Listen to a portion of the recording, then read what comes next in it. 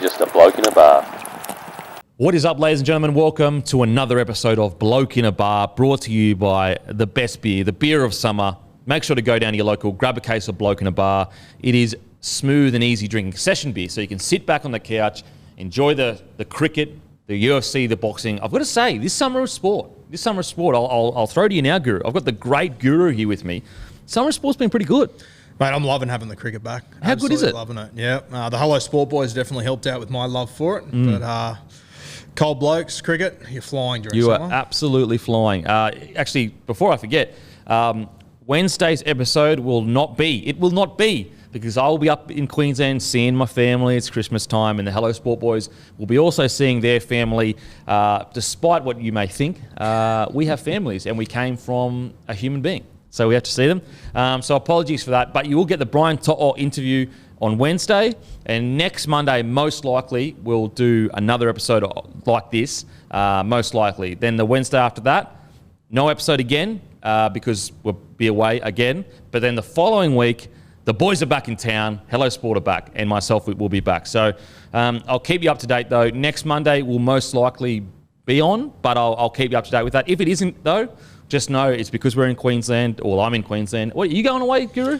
No, I'll be around. You'll be around. Oh, you're from Sydney, though. Yeah, I live here. So yeah, well, I'm from Queensland. So, yeah. Anyway, I'll keep you updated. So this Wednesday, no show with me and Hello Sport. Next Wednesday, no show with me and Hello Sport. But we are all back from seeing our families the following Wednesday, ready to go. But speaking of Christmas, Guru, I thought, what a good segment to do. What does your team want for Christmas? And I thought the best man asked this. He's in the depths of rugby league. Is the great Guru.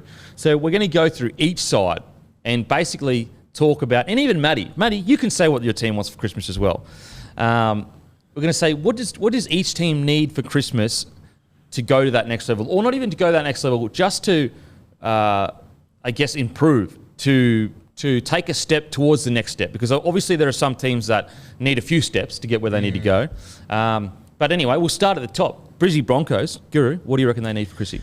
Mate, I think they've recruited so well. I love Kurt Capewell walking into this system. I know everyone's talking about Reynolds, and rightly so, but I love Capewell. I reckon he's criminally underrated. Absolutely agree. I think there's so many high-end second rowers with tackle break, offload ability. Capewell's just reliable as all hell. Yep. So very excited for him. If I had a Christmas wish for Brisbane, I think it'd be Tony Staggs play 20-plus games. Yep. I think if Staggs can be there 20-plus games, as I said, I think this team plays finals footy. I think they've just got to let Payne Haas play rugby league too. We've spoken about it previously. Don't outthink the room with him. But if Staggs stays on the field, that's the thing. You get Staggs back, you get Carrigan back. You're getting too representative. Yep. As much as, they haven't played a heap of rep games, or Staggs hasn't at all yet. They're at that level, though. They're at that level. Well and truly. I reckon Adam Reynolds would be so excited knowing that he's going to have Staggs outside him. Yep. Could be anything. So, yeah, I think Staggs playing a lot of games, that'd be the big thing for me. I've seen a couple of tapes and whatnot. It looks like from training, Selwyn Cobbo's going to be outside Staggs. So okay, they're putting him on the wing. No, from what I've seen. Who are they putting at fullback training? I think Tessie New. Okay, interesting. So they're going to maybe slow Selwyn's development a little. Not slow his development, just be a bit safer with his development. I think so. And I don't mind that, to be honest I with you. I agree. But that could be the most potent edge in rugby league. Literally. And that's not even hyperbolic. Tony Staggs, Selwyn Cobbo, who is just an absolute superstar. Seeing what he did in Queensland Cup in that grand final. Yes, he made an error or two, but we've spoken about it before. It's like these young players impacting games. It is so much harder than it looks. They make it look easy. They make it look like, oh yeah, he's the star of the future. Of course he's supposed to impact games. But even some of the stars of the future, some of the greatest of all time, took a few years before they were truly going into a game, taking it by the scruff of the neck and doing something about it. I think the other thing with Cobbo you got to remember is that last year he was in the first grade system. He didn't really have the opportunity to go back and play reserve grade as well, which is what I think that's how they would have dealt with him realistically. Yeah. He's sort of just been thrown in the deep end, and whilst he hasn't absolutely brained it, you can just see the physicality in his game. Like, he's well and truly able to handle himself with huge upside. So I'm so excited about that right edge for Brisbane. Oh, absolutely. Selwyn Cobbo for me is definitely one of the players to watch next year. And I think he won't qualify for Rookie of the Year because he's played more than 4 games. Maybe. So. Yeah. Maybe. Can you check that, Matt? Now, I agree with you. Broncos need Stags to play 20 games or more. Squeeze in 18. 18 could get me there. Anything under that, I just think they need him there to get those points. Do you agree with Kevin Walters' statement last year that if Stag plays most of the games, they make the 8? Because a lot of people fucking were like, what? But then when I don't think it's outrageous. You know what? When you first hear it, you're like, come on, mate. Come on. But when you watch him and you watch the impact he has on that team, like I think he came back last year, the game against the Sharks. Yeah. And mate, it didn't matter what they did on the first 3 tackles. They would just throw the ball to right centre and he would just make something out of nothing. He's an incredible footballer, Stag. I think he's so underrated still. I know New South Wales has so many centres, but if he puts together a whole game, a whole season, I give him a real shot. Yeah, when he got to arguably Tommy and Latrell sitting there. But you could shove 14? him on a wing. You could 14. Yeah, mate, fuck. If you were desperate, you threw him in the back row coming off the bench. Yeah, absolutely. And I reckon he'd kill it. Terrorise. Yeah. Absolutely terrorise. And just back to that statement with Kevin Walters, not only, yes, it sounded outrageous when you look at the amount of games they won, but when you put it into the context of the year last year and how poor that bottom 8 was, not having a crack at the bottom 8, but I'm talking about wins and losses, because wasn't 8th had more losses than wins, didn't they? 8th finished with a record of 10 and 14. Yeah. So they lost 4 more games than they won, which is crazy. So that puts, when you put that into perspective, you could argue now any other year you'd go no way, the Broncos are not going to make wouldn't have made the 8. But in the year that was, it was so bizarre. I actually think that I'm not sure if they would have made the 8, but I don't think it's as outrageous as some people made it when it did happen. Because I'm sure you got comments as well going, oh, that's a joke, rah. But when you actually sit down and look at the games that they lost by, 4 points, 6 points, it's not as outrageous. Would they have made it? I don't know. I'm not saying they would have made the 8, but I agree with the sentiment that Tony Staggs is such a big part of their game. On the flip side of that, the concern is with Tony Staggs is hopefully he doesn't have another year of injuries, because then we start going, do we have this absolute thoroughbred of a human that just struggles with too many injuries? The thing that filled me with a little bit of confidence when I saw he was going to have a boxing bout, I just went, why? Please don't do that. He's pulled out of that, which has filled me with a little bit of confidence. But yeah, Brisbane's going to be an interesting side next year. Who's your 5'8"? Who's going to partner Reynolds? Oh, man, that's a tough one. I mean, I was watching them train the other day. It's taken me by surprise who seemed... Well, it looks like Walters, doesn't it? Yeah, it looks like... I almost said Kevin Walters there. Obviously, he's young bloke. Yeah, Billy Walters. Me. It surprised me too when I heard that coming out of Brisbane, that he was potentially the front runner. Yeah, it's an interesting one, because the elephant in the room, obviously, is that's his son. And he's come there for the first year, and regardless of whether he is the best player for the role or he isn't the best player for the role, people will say he got the jump because he's his son. Look at Tyson Gamble, who worked his ring off last year and played really well. Albert Kelly also has some really good games.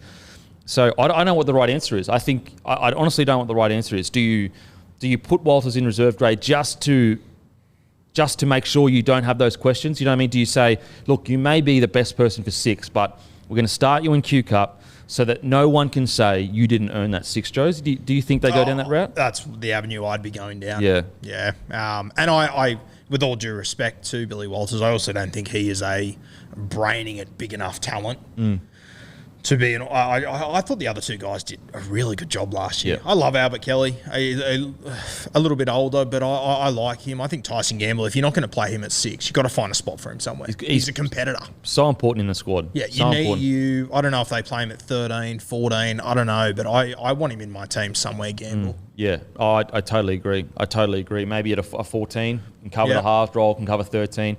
And just to be really, really clear with the Billy Walters situation, we're not saying that he isn't the best for the role. Yep. We're just talking about the optics of it. We're just talking about managing the articles that come out, managing the expectations from fans.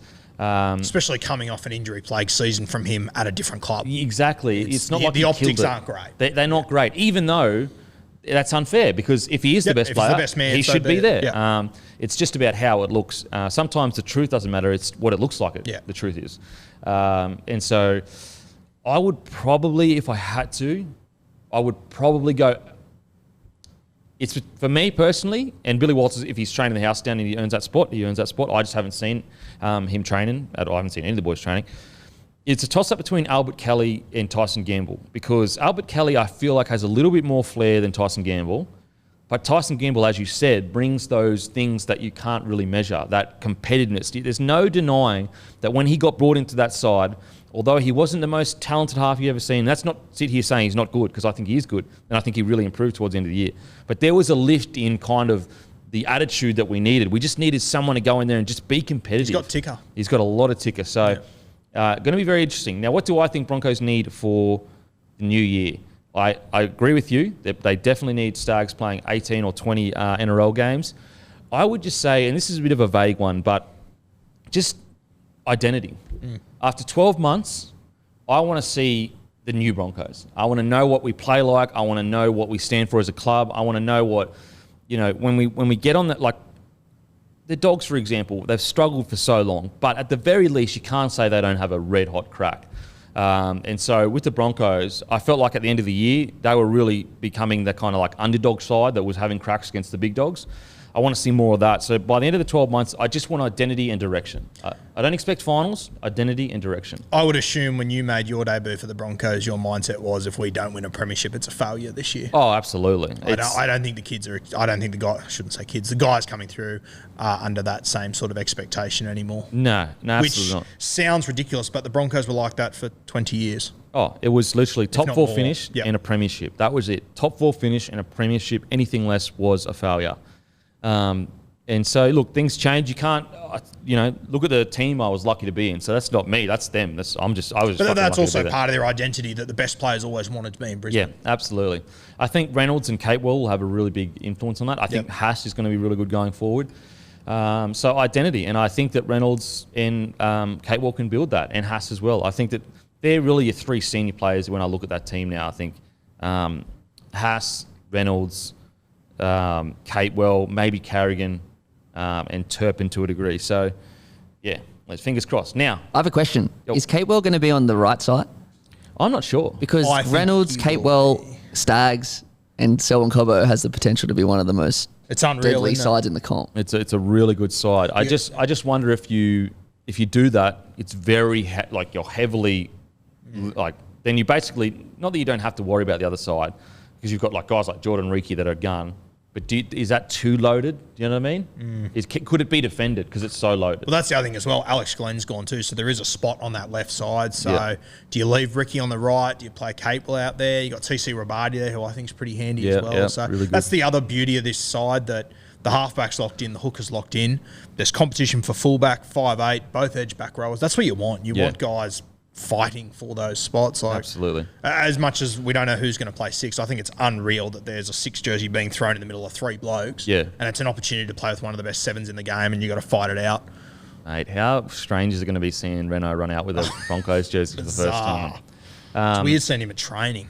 Yeah, it's good though. There's definitely more of a buzz around the John. I think that getting Ben Eichen in there to just take some pressure off Walters was a really good idea. Really good idea. So, look, if I was making the selection decision, my only concern with putting them all on that right side is, are you putting too much experience and that could be used elsewhere all on one side?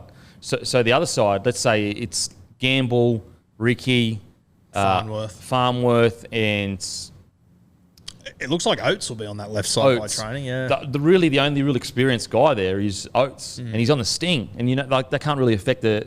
So I worry, does that unbalance the team too much? Do you put Catewell over there to protect and be the leader of that edge? Do you see Reynolds playing right, or do you? I sort of see him floating between. Yeah, I'm just thinking defense. Defensively, fair. Yeah.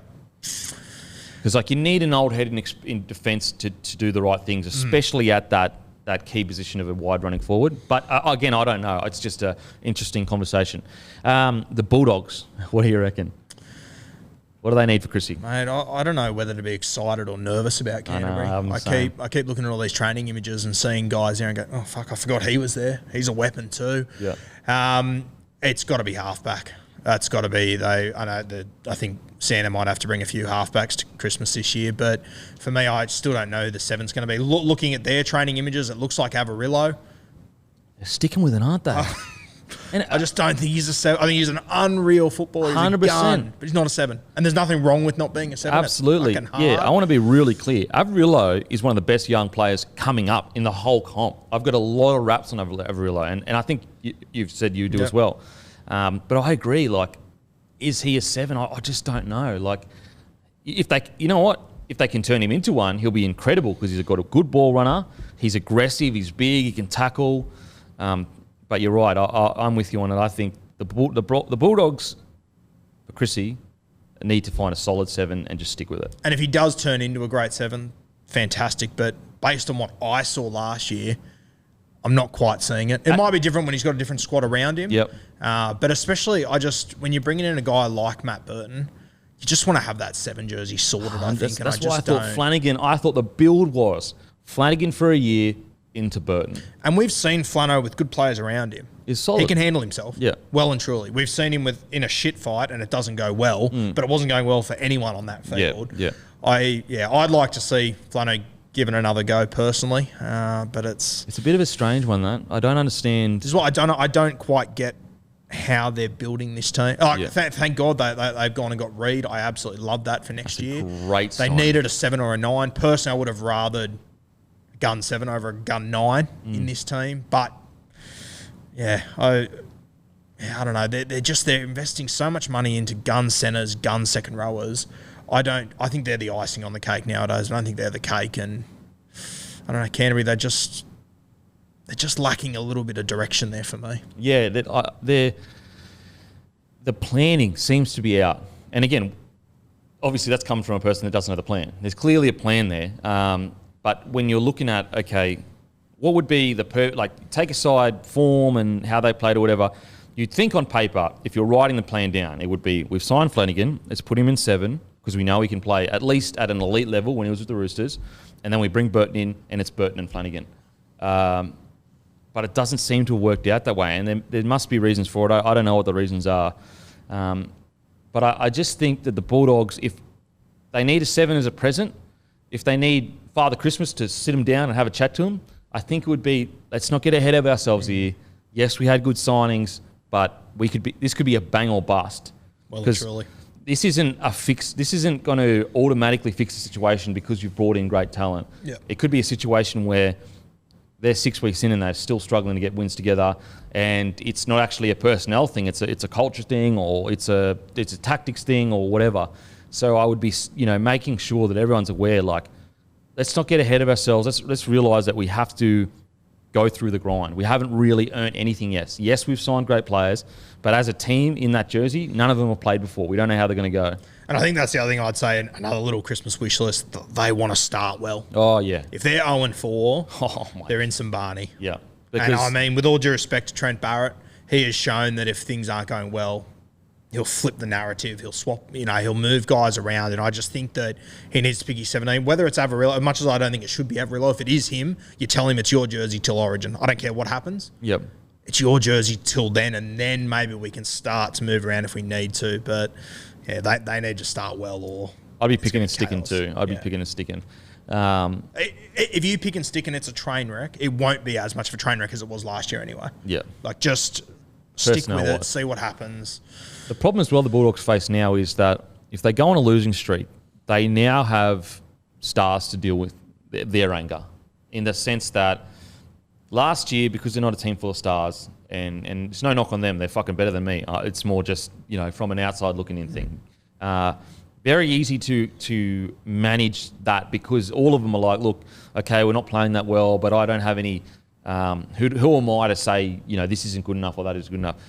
The issues with the Bulldogs now is they have big stars that are going to start going, hang on a sec, this is bullshit, this is bullshit. For example, like, do you think Addo-Carr is going to sit there if he sees something that isn't right and not say something? You want him to say something because he's been there and done it and won premierships. So it's, and this isn't this. Please don't conflate this with Addo-Carr has an ego or anyone has an ego. It's more along the lines of, you want your Origin rep players saying something. You want them stepping up and going, this is what we do to win.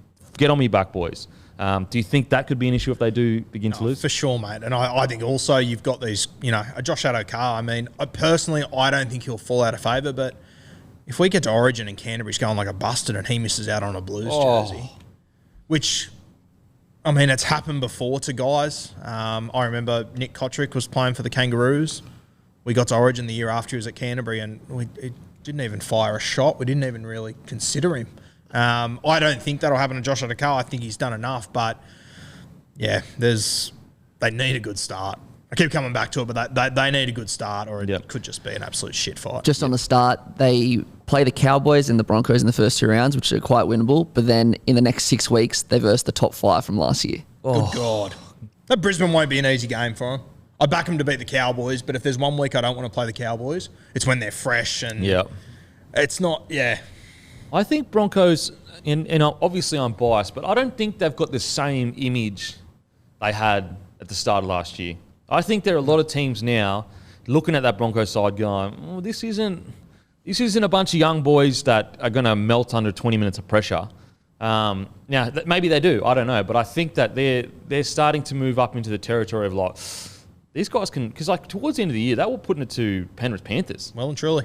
Without Luke Cadwell, without Reynolds, without Staggs, I think. Yeah, he only played 4 games of footy last year. I think Brisbane, the top 6 teams, I don't think they'd be hugely concerned with them, but everyone else is going, shit, they'll could quite possibly play finals footy last year if it works out for them. Doggies got to get a good start, and hopefully Averillo turns into the 7 that Barrett wants him to. Because I think he's a great 6, but obviously Burton's there, or even a fullback. But anyway, we'll see. Now, Cowboys, what do they need for Christmas? Probably another halfback merry-go-round there between Dearden and Townsend. I love Chad, but God, I was disappointed with his footy at the Warriors. I mean, he did get injured the first game. Yeah, fair. But even the organisation, it didn't look like the Chad that I've been used to for a couple of years. It looks like, from what I've seen at training, he'll be the starting 7. Looks like Dearden's running in the reserves. But yeah, I just think you need one of the 7s to stand up and really own that footy side. Because I look at their squad, I look at their best players. I think Taumalolo's playing out of position. I think Hammer's playing out of position.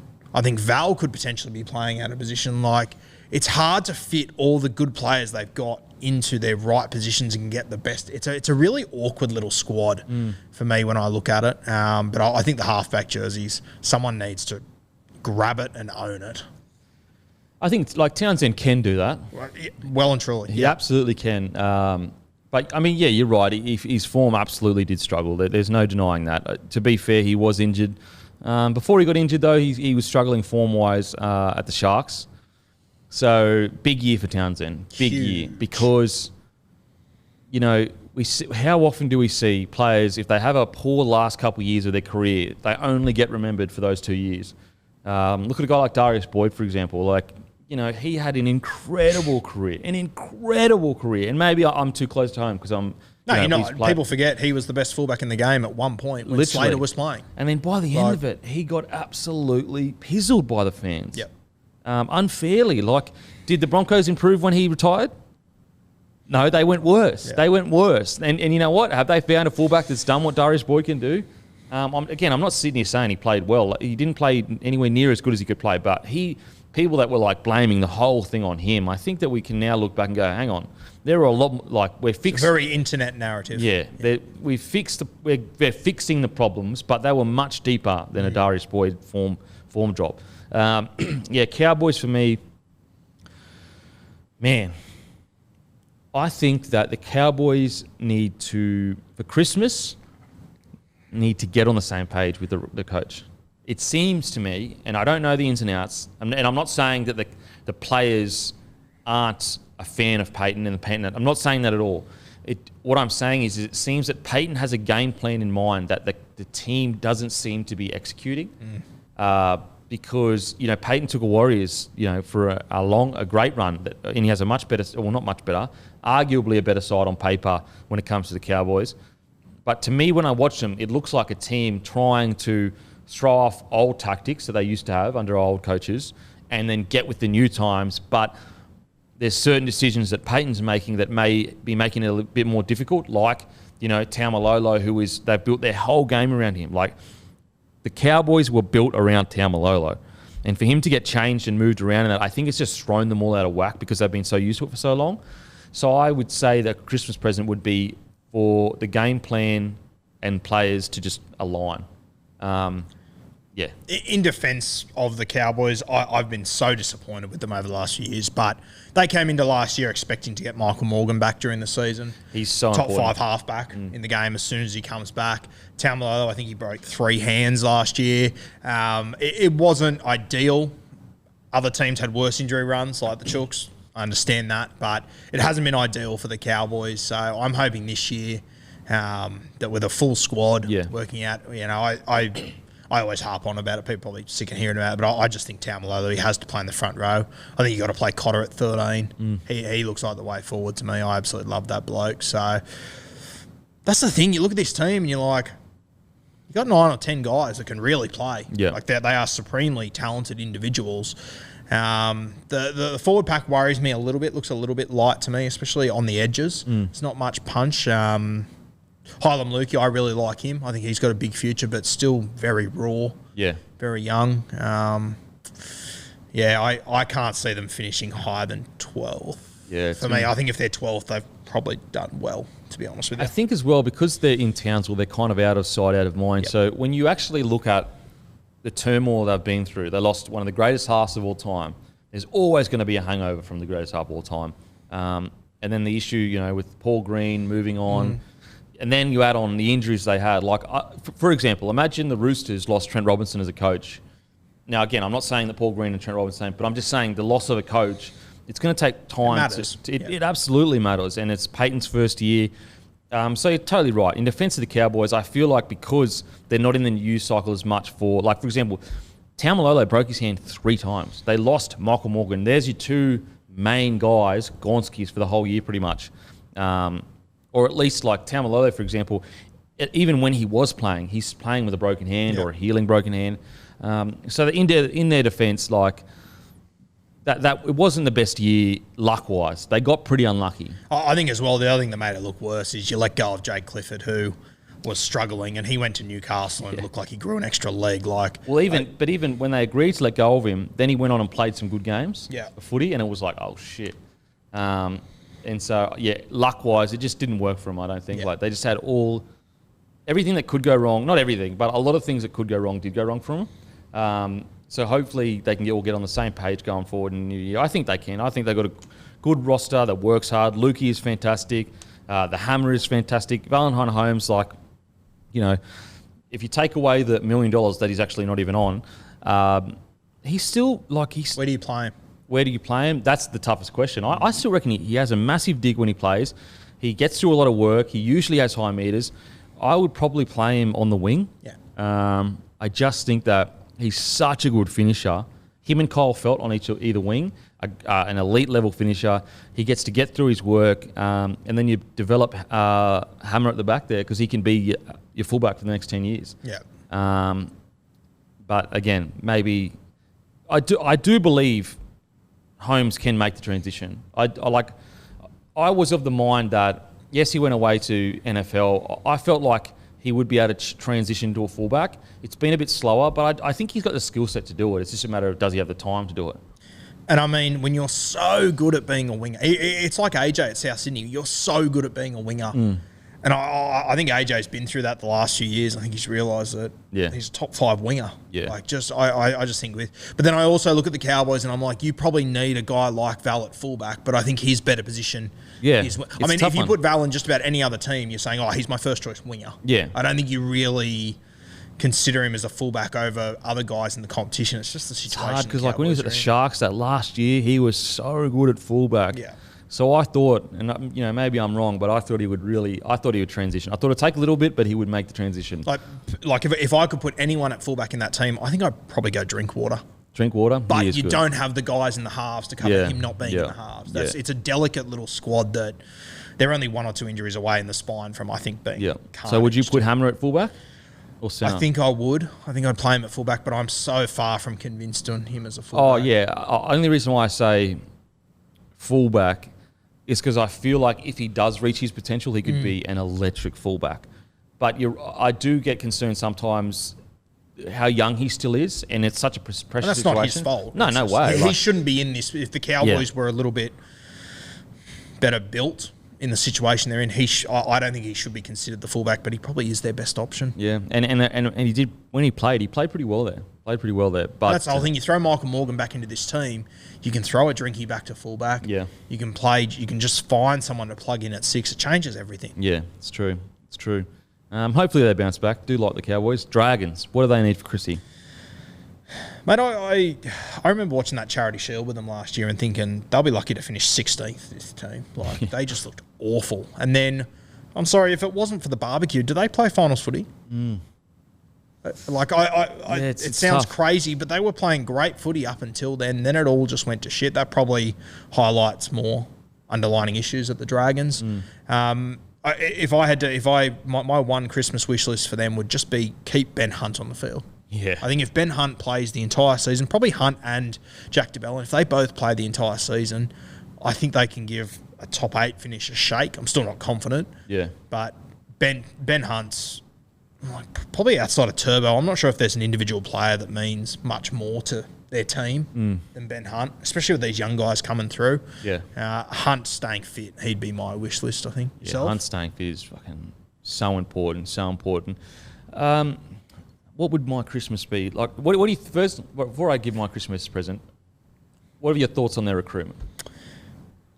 It's very strange. Moneyball-esque. Yeah. I think you said that a few weeks ago. Yeah. It's I mean, I like all their signings. I don't love any of them, to be honest with you. I think Moses Sully, he could be anything.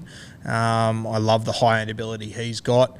The Moses Mbai one, I'm a little bit 50-50 on. I'm sort of considering how many really good young guys you've got coming through to then throw an Mbai into that situation.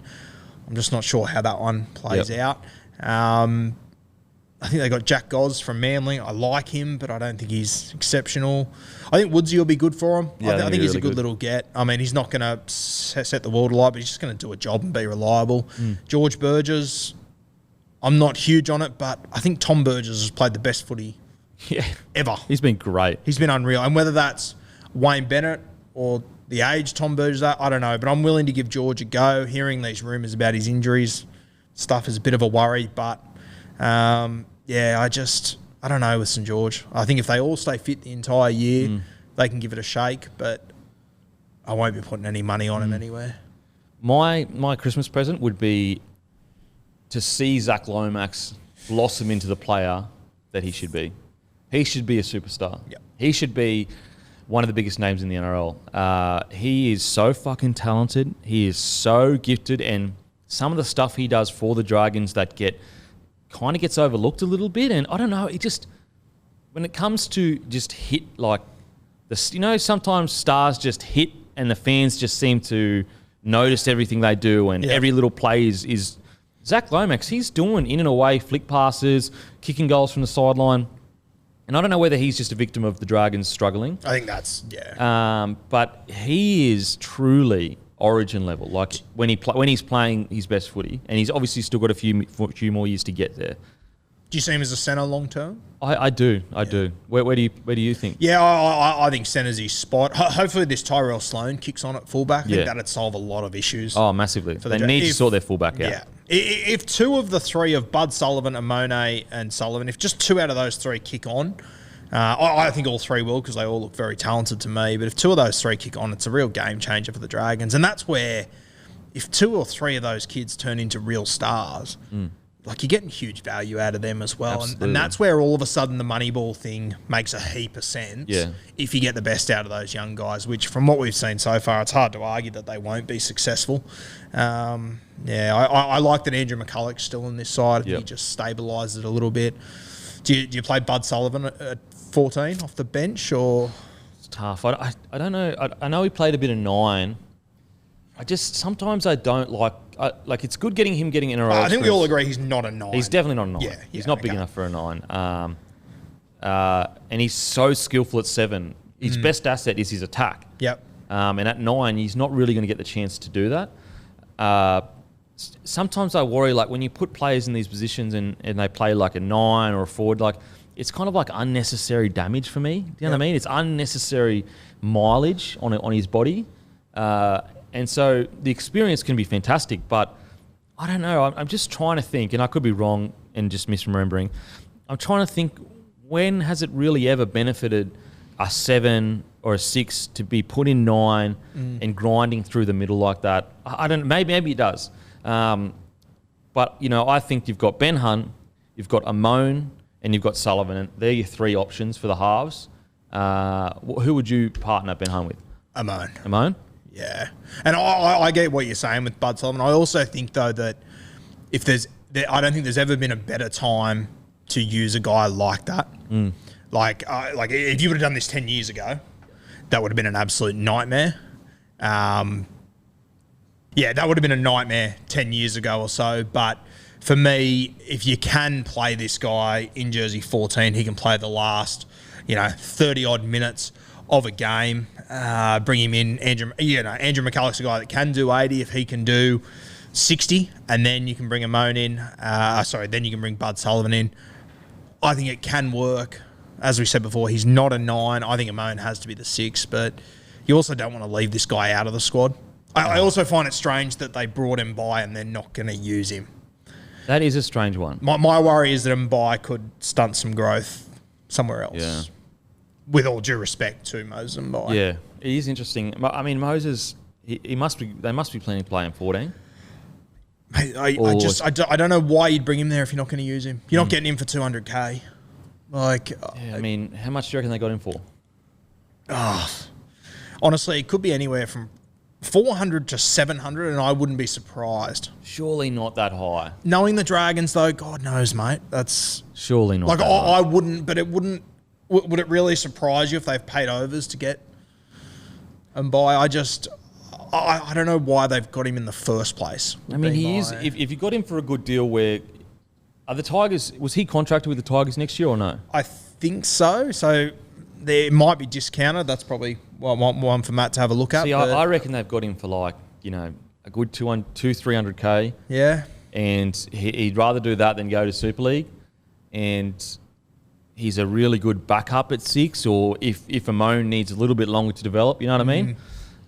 Moses was granted an early release. He was what? He was granted an early release. Okay, so they're chipping in some of contract. Yeah. Okay. Well, I mean, we assume they are. We assume that helps the cause. Yeah. Yeah. I mean, he's good for depth. He's good for a heap of things. Yeah. He's just not great. Yeah.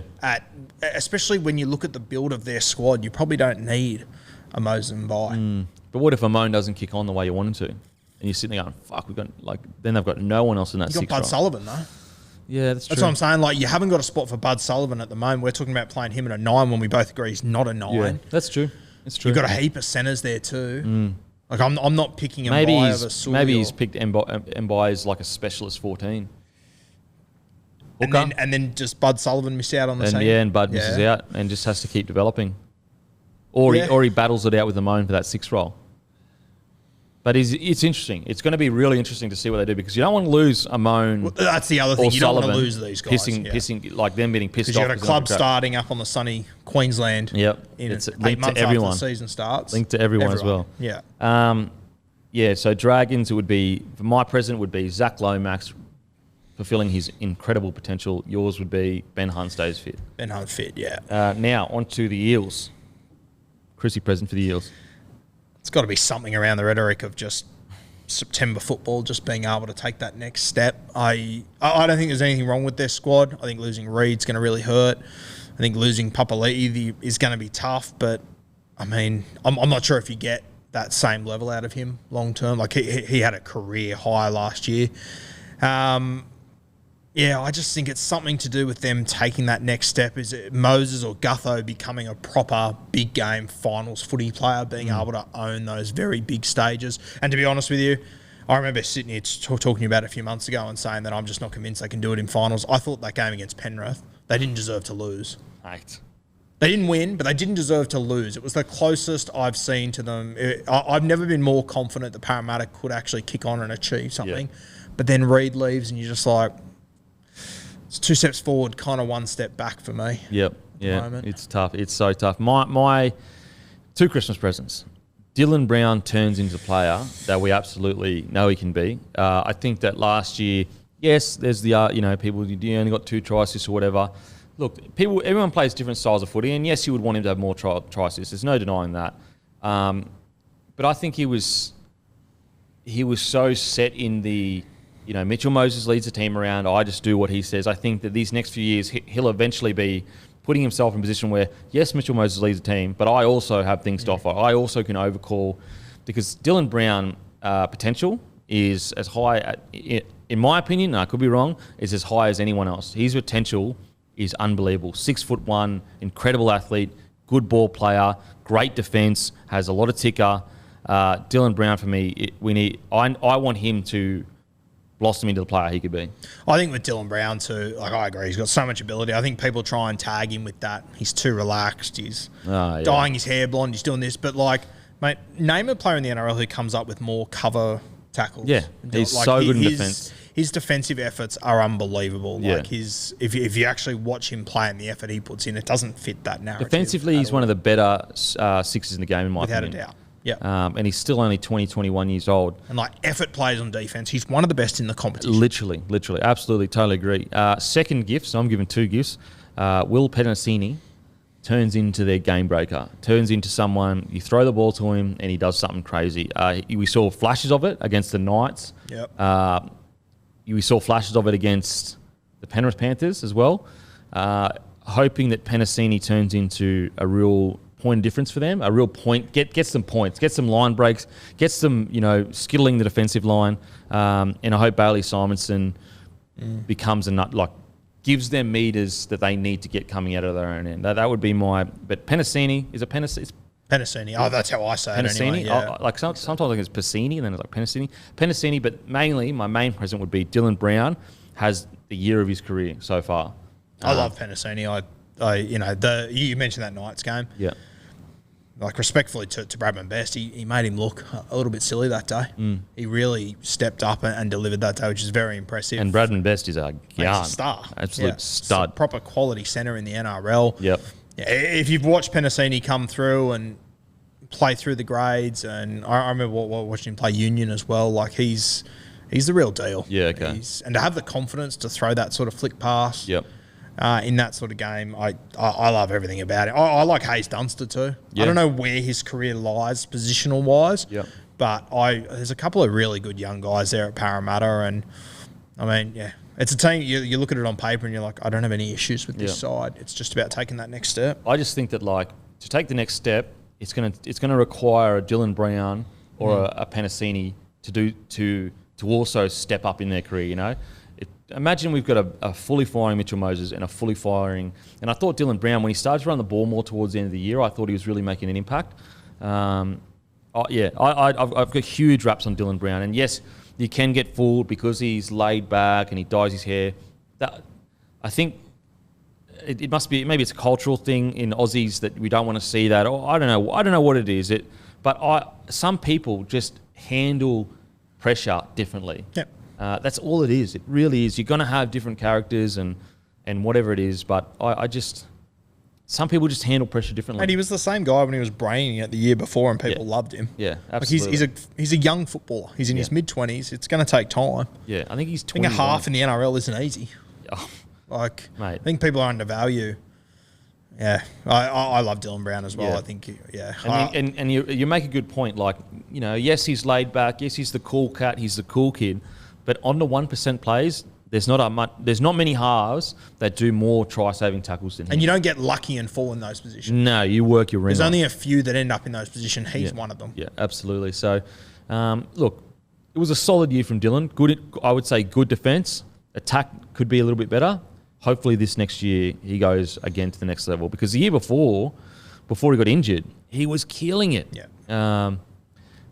So Dylan Brown and Penasini, they're the guys that I hope step up with. Not step up. That's the wrong word. But you know what I'm saying? Fulfill their potential. You just want to watch them mature as they should. They're young. They just need to keep developing. Absolutely. Knights, Chrissy present. I look at the Knights and It's a gun forward pack. It's an unreal pack. I look at the outside backs. You got Gagai, you got Best, KP. It's a really good back line. It just comes down to that 7 jersey for me. With Piercy gone, it is just such a... If you were the Knights, would have you let Piercy go a year early, considering everything at stake? No. But I can understand where they're coming from. If he doesn't want to be there, I get it. But... And, like, also respecting everything he's done in the game as well. Yeah, I get it. But, mate, I'm so worried. I'm not worried about the Knights only next year. I'm worried about them long term now. I am too. I mean, we spoke about it a while ago, and I've always thought if I'm Kalen Ponga, I've got to say to Pierce, are you staying or are you going? Are you going to be here for the next 3 years till I'm ready to really own a footy team? I don't believe... I think KP's a superstar, but I don't think he's ready to own a club like Newcastle yet. I think this year could be the year, I reckon. Yeah. I reckon this year could be the year we see KP kill it. Man, I've seen him without Pierce, and it worries me. And that's, once again, this is the whole thing. It's nothing against KP. It's the fact that he's young, and this is the development that players go through realistically. A perfect example is this. Everyone forgets James Tedesco at the Tigers was fantastic. He was incredible. But they weren't making finals. Nope. And no one's sitting here saying Tedesco can't play footy. Tedesco went to a good system with good players around him, and he elevated his game to one of the greatest. I think... The jury's out. He's one of the greatest fullbacks of all time, in my opinion. He'd be a top 5 fullback, I think, of all time. Yeah, I don't think there's any. Yeah. And that wouldn't have happened if he doesn't go to a good system. And so the reason I say that is we have to realise that players just can't do it all themselves. As a team, it sounds so stupid. It sounds like, well, of course, but... You know, people forget it when they're commenting. When they get emotional, they could completely forget. They just expect Kalen Ponga just to be, you know, a world beater because he has all this talent that we can see, raw talent. Whereas, you know, even a guy like Tedesco needed to go to the Roosters to elevate his game to the next level. Yeah. Even Teddy elevates his game even more when he plays Origin. Exactly. And so it's so important to have players around you that help you elevate your game. And I think this year could be the year for Kalen to take another step. I felt like there were games last year where he really did show his leadership, where he really did mature and understand that he needed to be. And when I say mature, I don't mean before he was being lazy or immature. Not at all. Before he was a teenager, just trying to find his feet. Now he's a bit older. He realises, oh, wow, I really can impact the game like this. And you even look last year, like every game they won, it was because of him. He literally won them at least 3 or 4 games. So, yeah, there's a bit of a narrative that like he's not playing good footy, but I disagree. Like I think he is playing good footy. He's just struggled a little bit with injury. But I also every devil's advocate to that is it is really concerning that Mitchell Pearce isn't there, and they go into a season where it was. There's some Knights fans, and respect here, it's your opinion, believe that even with Pearce in the side, he doesn't really impact the side that much. I personally disagree with that take. I believe that last year or last season, if you ever needed evidence of how important he is to that side, I think last season proved it. Now, again, you know, that you may feel differently. It may be because that some people feel that it was because he played against the lower sides, and that he wasn't there for the top sides and he wouldn't have made a difference against the top side. Maybe not. I'm not sure. But I do think that the Mitchell Pearce not being there is an issue. I think if you need more evidence, keep an eye on the next 12 months. Wow. Are we talking? I think bottom 4. Wow. I'm really worried about them, to be honest with you. I think... Does Adam O'Brien keep his job? I don't know. I'm not confident. I'm really not. If you tell me that KP's playing for Newcastle in 3 years, I'm shocked. Wow. I think he needs to probably do the best thing by KP. This season's going to be... This is the biggest season of his career by far and away. And that's unfair on him, I think, but it's the reality of his situation. Yeah. Do you consider playing him at 6? No. Just takes too much away from... Yeah. Look, he's still 23. Let's just pump the brakes a bit there. What I would say, my president would still be same as your president with the half. It's an issue. But my present from good old Santa would be they are there. I cannot express to you how important their first 6 weeks are.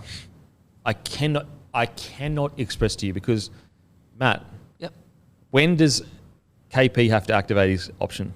June. I think it's the end of June or the start of June. Good God. Far out. Wow. So Let me rephrase that. The biggest 6 weeks of his career is going to be massive. Yeah. And just can you make sure to confirm that? Yep.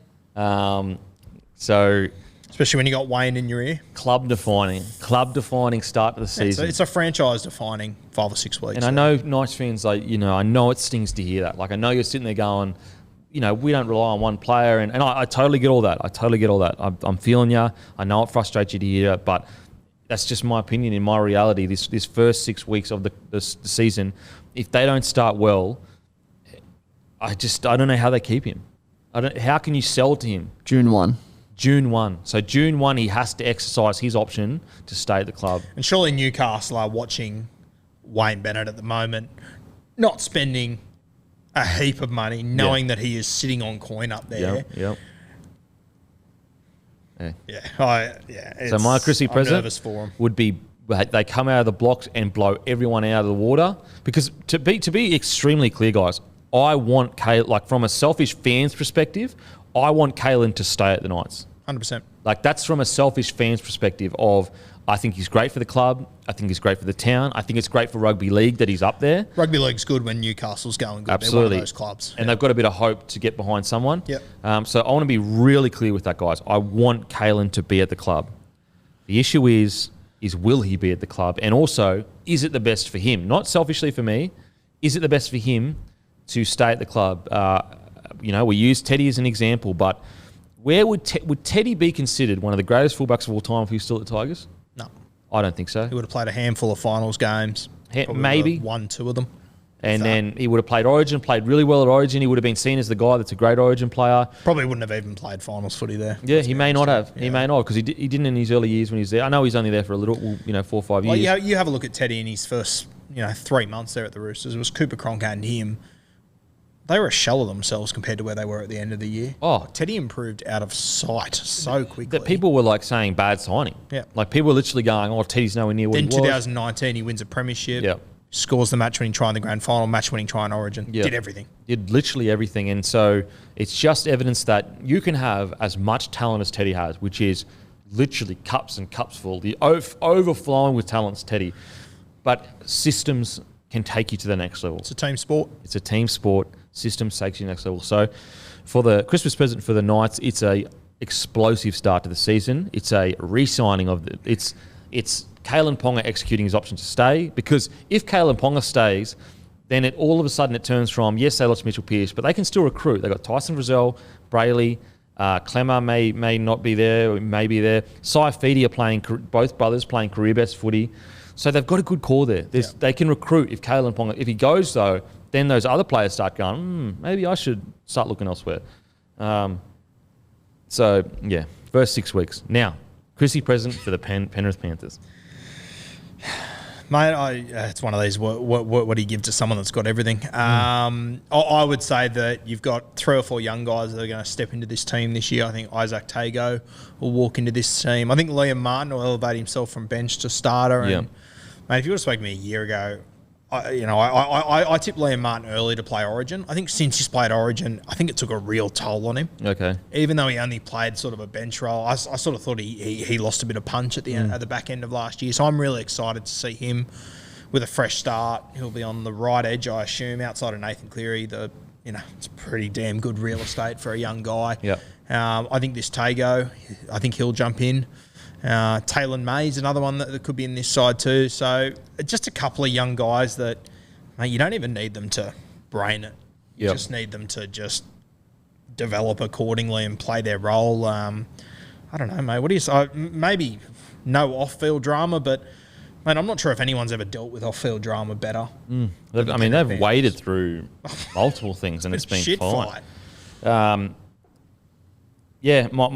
I guess my Christmas gift would be, now this is a year to set standards. This is a year to kind of say, yes, we want a premiership, but if we want to be in the same breath as the Storm and the Roosters, it's about, do we go to water now? Do we all of a sudden go to the team that won the premiership and they come 7th and they bounce out of the finals? Or do we win a grand final and play just as good footy this year, Now, the thing is, I believe they can because they went and did it last year. They made a grand final. They came out and did it again this year.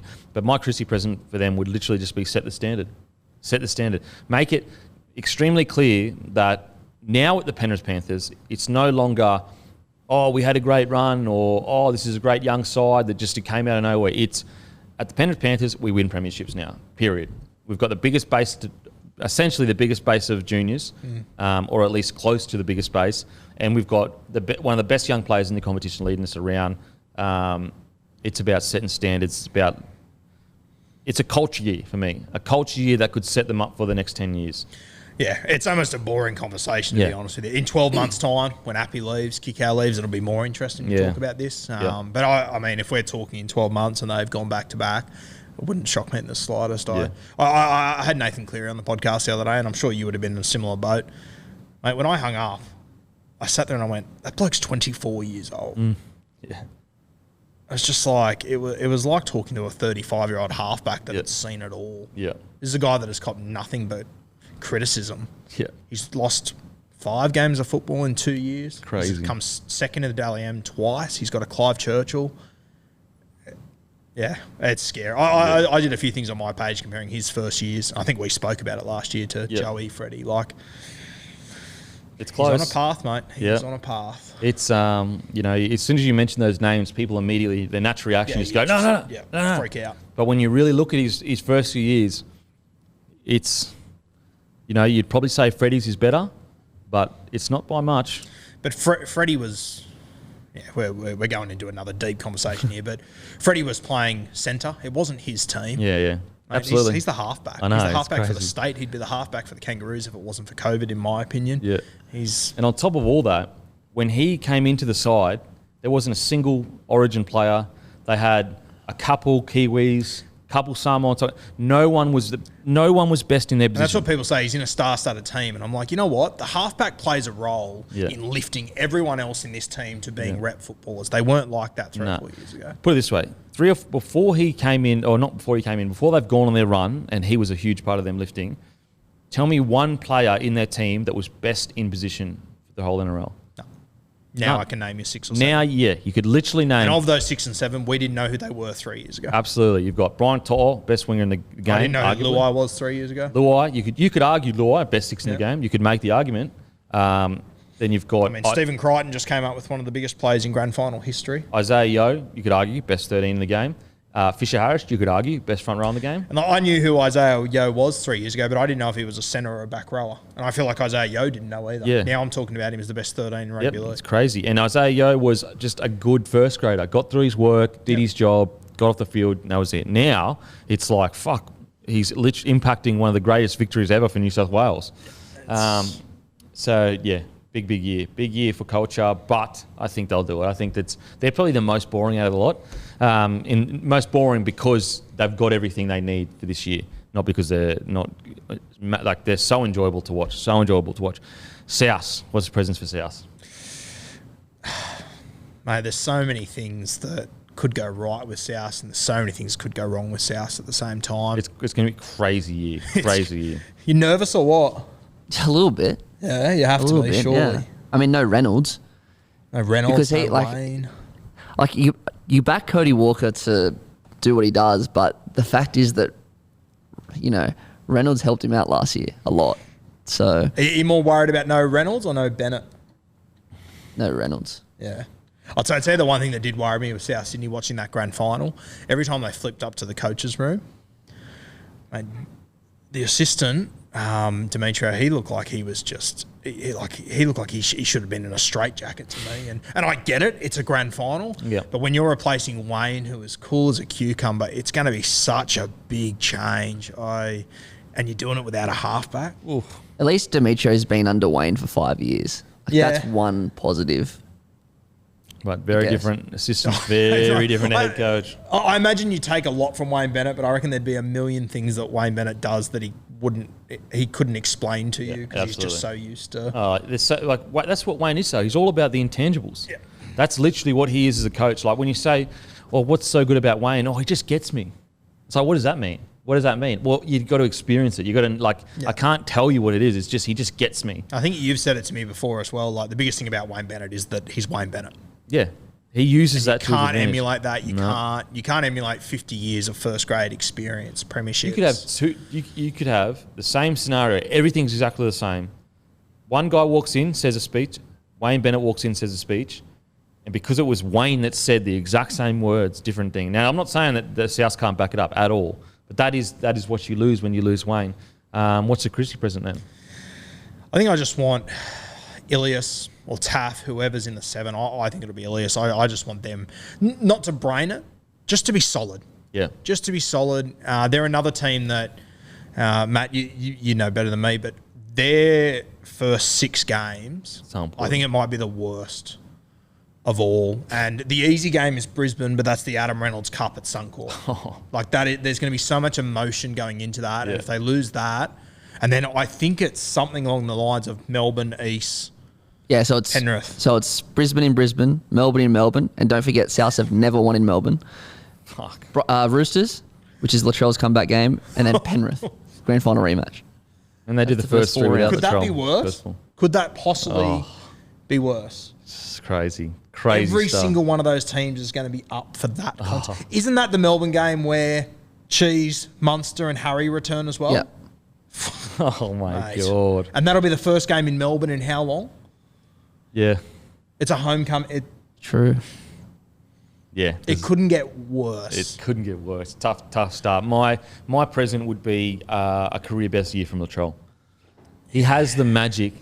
He has the magic in his hands and his feet and his whole body that can just cover so much discrepancies his magic can cover. Like, he can be like, the half, we're struggling a little bit. Latrell gets the ball, something crazy happens. If Latrell can have a magical year, it just can take so much pressure off the whole team. You know what I mean? Like, they can go from a team that, we've got stress, we're worried, we've had a bad start or whatever, to, Latrell's here, we're all good. And it just lifts you up a bit, your chest gets pumped out a bit more. So my gift to them would be an incredible year from Latrell, and he plays most of the year.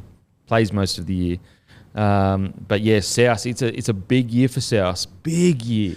It could go either way. In saying that, I look at Souths and I look at Latrell, I look at Cody, I look at Cook. I still think probably worst case scenario, they finish 8th. But I can't see them finishing top 4 at the moment. I think that they're capable of doing it, but I think Souths are in a good spot that as much as there's so much change and there's so much could go wrong, I think there's so many worse teams in this competition that they can handle that I still see them playing finals footy, but I can't see them competing for a premiership. It's going to be interesting. It's going to be so interesting. It's such a big year because, like, if this goes wrong, then it's a spiral to, the next year. What do you got? I have a question. Do you reckon they didn't give... I mean, obviously, there's a bunch of reasons Cam Murray got the captaincy, but do you reckon a reason they didn't give Cody Walker the captaincy is because he's already got enough on his plate trying to kind of fill Reynolds' spot as well? Yeah, maybe. I'm honestly not sure. I could give you 10 reasons either way. Yeah, I just don't know. Just don't know. We'll talk about the captaincy a bit later, though. Yeah, South, interesting. I think I agree. I think they'll make finals footy. Absolutely, they'll be playing finals footy. Who knows? They could get even better. I mean, like we just said, that first 4 weeks is a nightmare. If they come out of that 3-1, I mean, sky's the limit all of a sudden. Absolutely. Raiders, Prezi. Yeah, I don't know. I just think it's less drama. Yeah. It just felt like there was a different noise coming out of there every week. Whether it's true or not, I don't know. But it just seemed there was just drama every single week, and it seemed like there would be a drama, and then that drama would be reflected in Ricky Stewart's team selection that week. So it didn't look like it was all fabricated. Like they're a team that were playing in a grand final 18 months before. I tipped them to be in the grand final last season. Yeah, I thought they were going to go better this year. Yeah, 100%. It's a very similar squad. Fogarty enters. Adam Elliott's one that I'm really excited for. I think he'll be a really good side. I think he'll be the 13 there. It's been a strange career for Adam Elliott so far, but I think he's got a lot more to offer. Yeah. I think Fogarty is key. They need Fogarty to play really good so Whiten can release himself again and go back to his Dally M winning form. because Whiten was the key to their grand final run was all on the back of Whiten and Charles Nicoll-Klokstad. I think Charles Nicoll-Klokstad has really flown under the radar for his impact, how much they lost, how much they missed without him on the field. I cannot he is so important to that Raiders side. Even when he came back and played, they actually they strung some wins together, and the games they did lost were against the better teams. So I think that Charles. There's whispers that he was going to play centre, but I mean, that would shock me. They've got so many gun centres there. Yeah, it's not even funny. Mate, I'm not sure if Jared Croker's in my 13 to start the year. Yeah, it's going to be There's interesting. that many good centres down there. It's going to be interesting to see I what can't they do imagine there. a world where I move Chance there. Yeah, but you've heard those whispers as well? Heaps. And it seems so bizarre. You went to a grand final with him at fullback. And he was a gun. He was injured for heaps of last year. He went like a busted. Yeah. Yep. Raiders. So I think Fogarty is the key. If Fogarty can do what he does, to the best of his ability, and just release Whiten and let Whiten play his game, not have to worry about all the little stuff, that could just.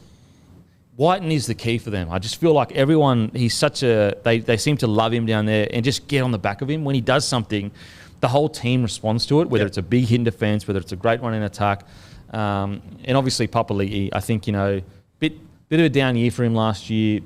You can only stay up for so long. He has had in that position to stay up as long as he has. It's been incredible. Like he's won the player of the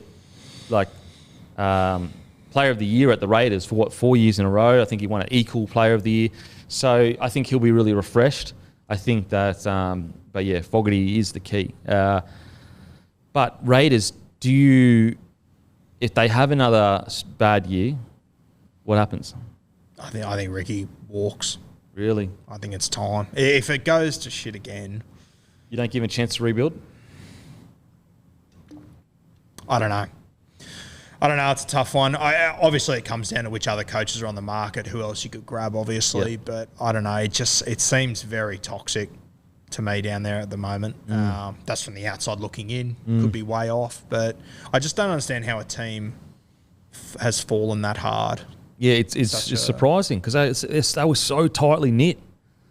I do believe that, we saw the explosion, all the stuff happen down there earlier in the year. I do think that Ricky did do a good job of getting things back together. Mm-hmm. I do think he did do a good job of I feel like a younger Ricky might have made the situation worse. He might have, come out even harder and more publicly. I felt like towards the end of the year, you could see him kind of coming to grips with, okay, we've got to circle the wagons here. We've got to come together. That's what I felt when I was listening to his press conference. I could be totally wrong. So I do think Ricky can get them back together. I really do. I would also argue they missed finals in the easiest year ever to make finals. Yeah, it's true. With the squad they have, they should have shit in last year. That's true. Even if they were 7th, they should have shit in. That's a good point. I think Ricky will turn them around. I hope so. Yeah. They could finish 4th or 16th. Yeah. I've got to tell you, I don't think I'd be shocked. Some good young talent. Xavier Savage. He's a gun. Very, very fast. Timoko. Harley Smith's the one for me. Harley Smith. Yep. Then you got Sebastian Chris. Yep. Got some good young outside backs. Hudson Young's scratching the surface. Yeah, Hudson Young's really good. Absolutely. So Raiders, Fogarty for me is the key. Now the Roosters. Chrissy present. It's got to be no injuries. Oh, fuck. Even if they have if they can just keep Luke Keary on the field, he's the key to it for me, which is no shock. They're a very interesting. I saw the other day that they're $1.80 to finish top 4. Really? That seems like an absolute steal to me. Wow. They finished 5th last year. No one was playing for them. $1.80, that's good value for Roosters. When you look at the roster they have. I know, yeah. And you consider what the top 8 looked like last year is bizarre. That was a few weeks ago, though, so it's probably been smashed. Yeah, smart punters got on it. But yeah, Roosters, I just think they just need not even a perfect injury run, just a half-decent injury run. They're into $1.15 now. What's that? They're into $1.15. Wow. Maybe I read it wrong then. It doesn't make sense. Maybe people saw the odds. Maybe. More than likely, I've made a mistake. I just think that they need a decent injury run. Just need Luke Keary on the field. Do you see? Is Sam Walker I said, does he play over 20 games this year? Does Robbo give him some time in Reggie's to just sort of... It's an interesting one. It is. I can understand both sides of the argument. Yeah. Oh, man. I feel like, I would even make the argument for a Luke Keary-Manu pairing. Yeah, I wouldn't hate it. I like it. I like it. Manu's a big body. That way you can fit Suwali, Smith and Kevin Nangama in the side, in the back line, with Daniel Tupou on the edge. You've got Momorowski there too now. And they've got Momorowski as well. I mean, you know what I mean? So, like, you can fit at least more of those guns, you can fit them in. Yeah. And just with Sam Walker, I understand the argument for both. Just like you, it's kind of like you want him playing first grade. He's a first grader. But you don't want him damaging his body too soon. You don't want him going through the ringer too soon. And I was concerned from last year. You could say, like, he was so banged up by the end of the year. He was so banged up. And you know what? He's too brave for his own good. Yeah, that's the problem. He does not back out of tackles. Doesn't have a mirror in his house. No, he doesn't know how small he is. He throws himself at everything. He's already got a target on his back. And so I think it's a really tough decision. I think if you're the Roosters, you play it week by week, in the sense that you're not going, okay, Walker's a 6 or 7 for the rest of the year. You're kind of going, it's Keary's team, let Keary run it. But if Walker's looking a bit banged up, a bit tired, we pull him out, we put Manu in. Name another club that we would be talking about resting the Rookie of the year after. Yeah, none. Literally none. Maybe the Storm. Yeah, maybe. Even a stretch, I reckon. Yeah, it's fair. It's fair. They've just got, their ability to recruit and their ability to not only, that's what I feel like the Roosters don't get enough credit for. Yes, they recruit, but every person they recruit becomes a better player. Heaps better. Yeah. A much better player. And so, okay, the argument is, you don't develop your own juniors. Okay, fair enough. And maybe, and to be fair, they actually have, when you actually look at their top squad that won the premiership, it was like 13 of the 17 or something were actually all Roosters juniors. But anyway, I digress. The argument is you don't develop juniors. Well, and so the negative is you don't develop your players. You just get someone else to develop them and then you buy them. But is that not developing players by making them even better than they were when they come? So I think Roosters don't get enough raps for what they do with players once they get them. Guys want to be in their system. Yeah. That's not a negative. No. That's based off what they've built. Yeah. As a system over there that guys want to be in there, they'll take less to be there. I love this kind of Watson signing. I just... Yeah. I can't find a world that he's in my starting 13. I think he's 14, but it's a 14-man game now. The 14 jersey is as important as some of your starting positions. It's more important than some of them, in my opinion. He's going to absolutely brain it there. I wouldn't be shocked if he's 14 for the Blues. Oh, really? Wow. Yeah. In 2023, he can play hooker, 5'8", fullback. Yeah. You can chuck him in the pack and he'll handle himself. Yeah. I think he'll kill it at the Roosters. In a team that's got a great go forward, that's going to win more games than they lose, finally going to release him to be the player that he wants to be. And he's going to, I guarantee by the end of the year, he plays 2 reps at fullback, some at 5'8". Yeah. He'll play some at 13. He can just cover so many spots. Yep. That's the other thing with Newcastle. You're looking around going, who's going to play what positions? If they have an injury, they don't have Watson to fall back on anymore. Yeah, it's true. It's very true. So what's the Chrissy present for the Roosters? Yeah, I think Luke Keary stays fit. Okay. Yeah, Luke Keary. I think the other big one is Lindsay Collins. Oh. I think he's a premier front rower. Absolutely. I rate him highly. Like, his meterage and his work and the tough work he gets through, it is second to none. Yeah. And Grant is coming off an ACL, tough injury for a front rower. So next year might not be his best season, but after that, I think the sky's the limit for him. And interesting. Like, I think this year the plan was to ease Maria Hargraves off a little bit, but then they had no choice. Didn't he stand up? Oh, mate, fuck. Didn't he show what he was playing 80 minutes, and you're just like, what? Didn't he show what he was made of? You know, there's sometimes the bully guy, when you really reveal what they're about, you go, hang on a sec, you're not as big as bad as I thought you were. Hargreaves is as big and as bad as we ever thought he was. Yeah. He truly is. He's everything that was advertised. Do you know what I mean? How often do we see a player advertise a certain thing and then, you know, when the crunch comes, they just don't seem to be that player? Yeah. Hargreaves absolutely is that player. I thought this year was a real cherry on the top of his career. Of like, not only am I an enforcer and get in there and do the dirty work, I'm also a leader. And I think that if he wasn't at the Roosters, he may not have developed into that. And it's a testament to the Roosters' system of creating leaders. Yep. You look at Teddy, for example, as well. He's developed into not just a gun, but a full-blown leader as well. The present, obviously injury-free, but the present for the Roosters, it's just the management of Sam Walker. He's a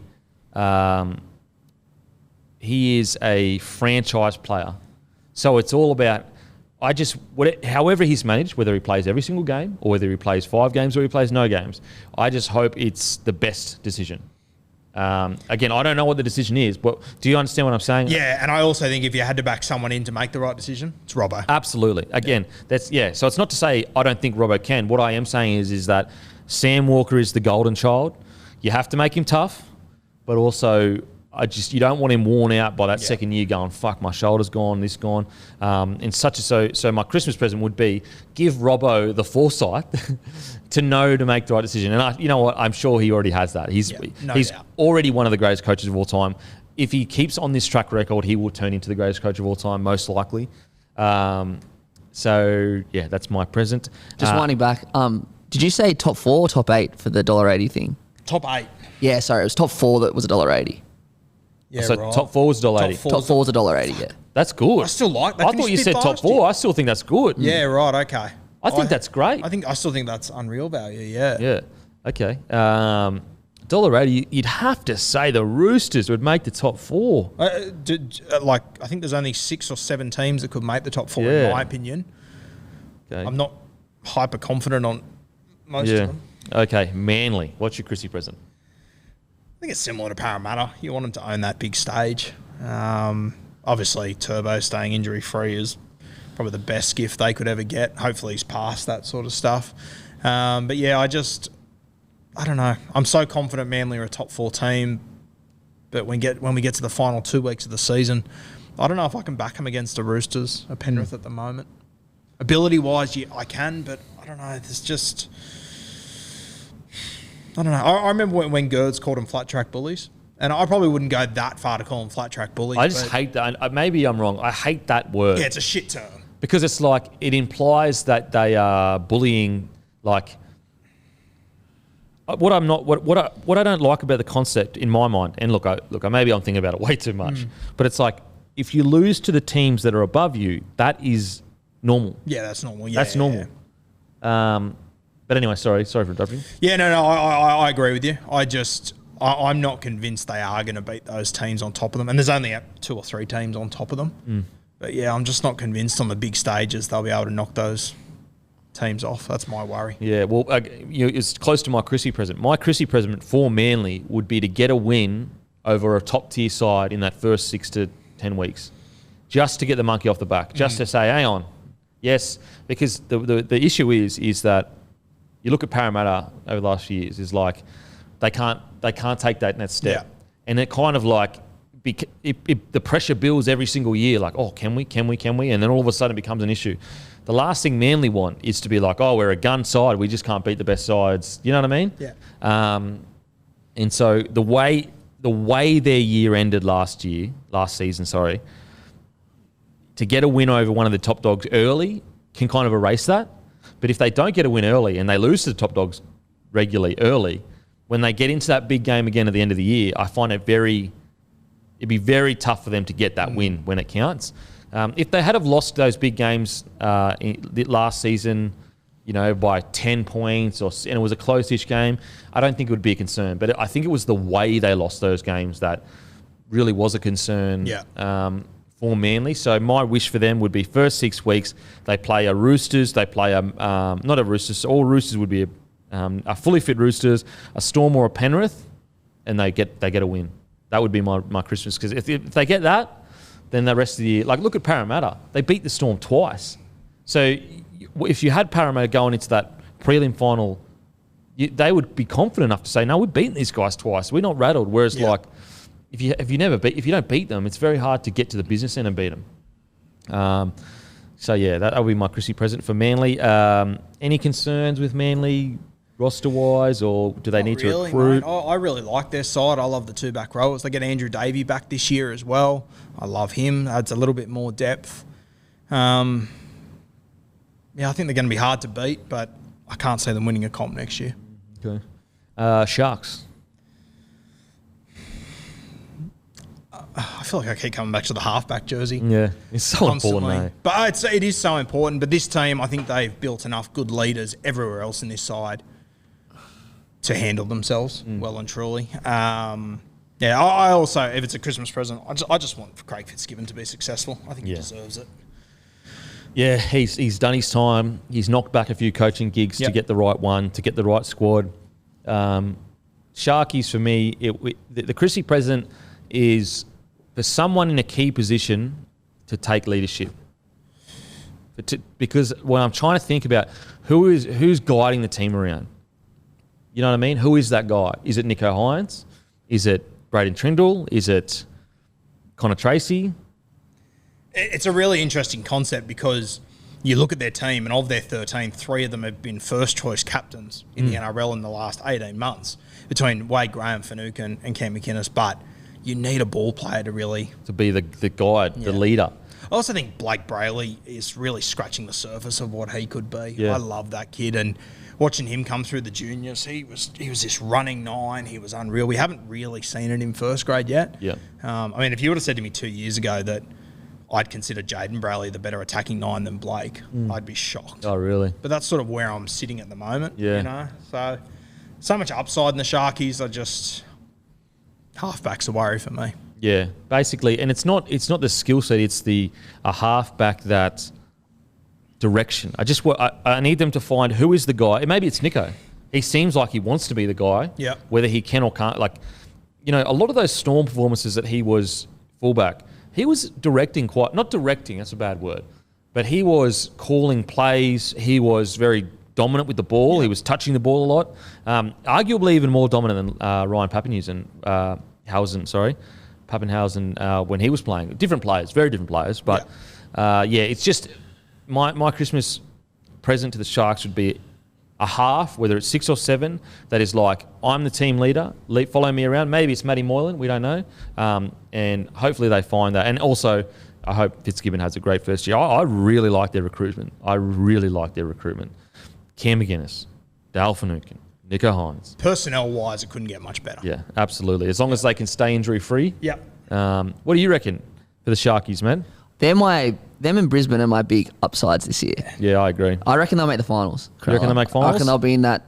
So you reckon like you've got your top 6, it'll be probably Storm, Rabbitohs, Eels, Roosters, Penrith. Manly, Penrith, then Broncos, Sharks. It'd be interesting. I'm not sure. I'll have to think about that close to the season. When you just said top 4, and I said, there's only 7 teams I think can make the top 4, this is the low-end team. For me, this is the last team that I think can make it into the top 4, the Sharks. As in, you think they may have the chance to make top 4? I think they have the potential to be able to do it, and there's not many teams that have the potential to be able to do it. That's fair. With the signings and that, they and the coaching? I think that it's possible. Yeah. I wouldn't be betting on it, but I think it's possible. Yeah, okay. Yeah, I see what you mean. And to be clear, it's people saying, you said you're going to make top 4. What you're saying is that there is probably 6 to 7 rosters that have the ability to be in the top 4. Of the bottom 8 teams right now, I think they have got the best shot to become a top 4 team. Yep. No, I agree. I think, maybe, I'm biased, so I say Broncos. Well, I would have Broncos the next team as well. Storm, wish list, Christmas gift, thoughts?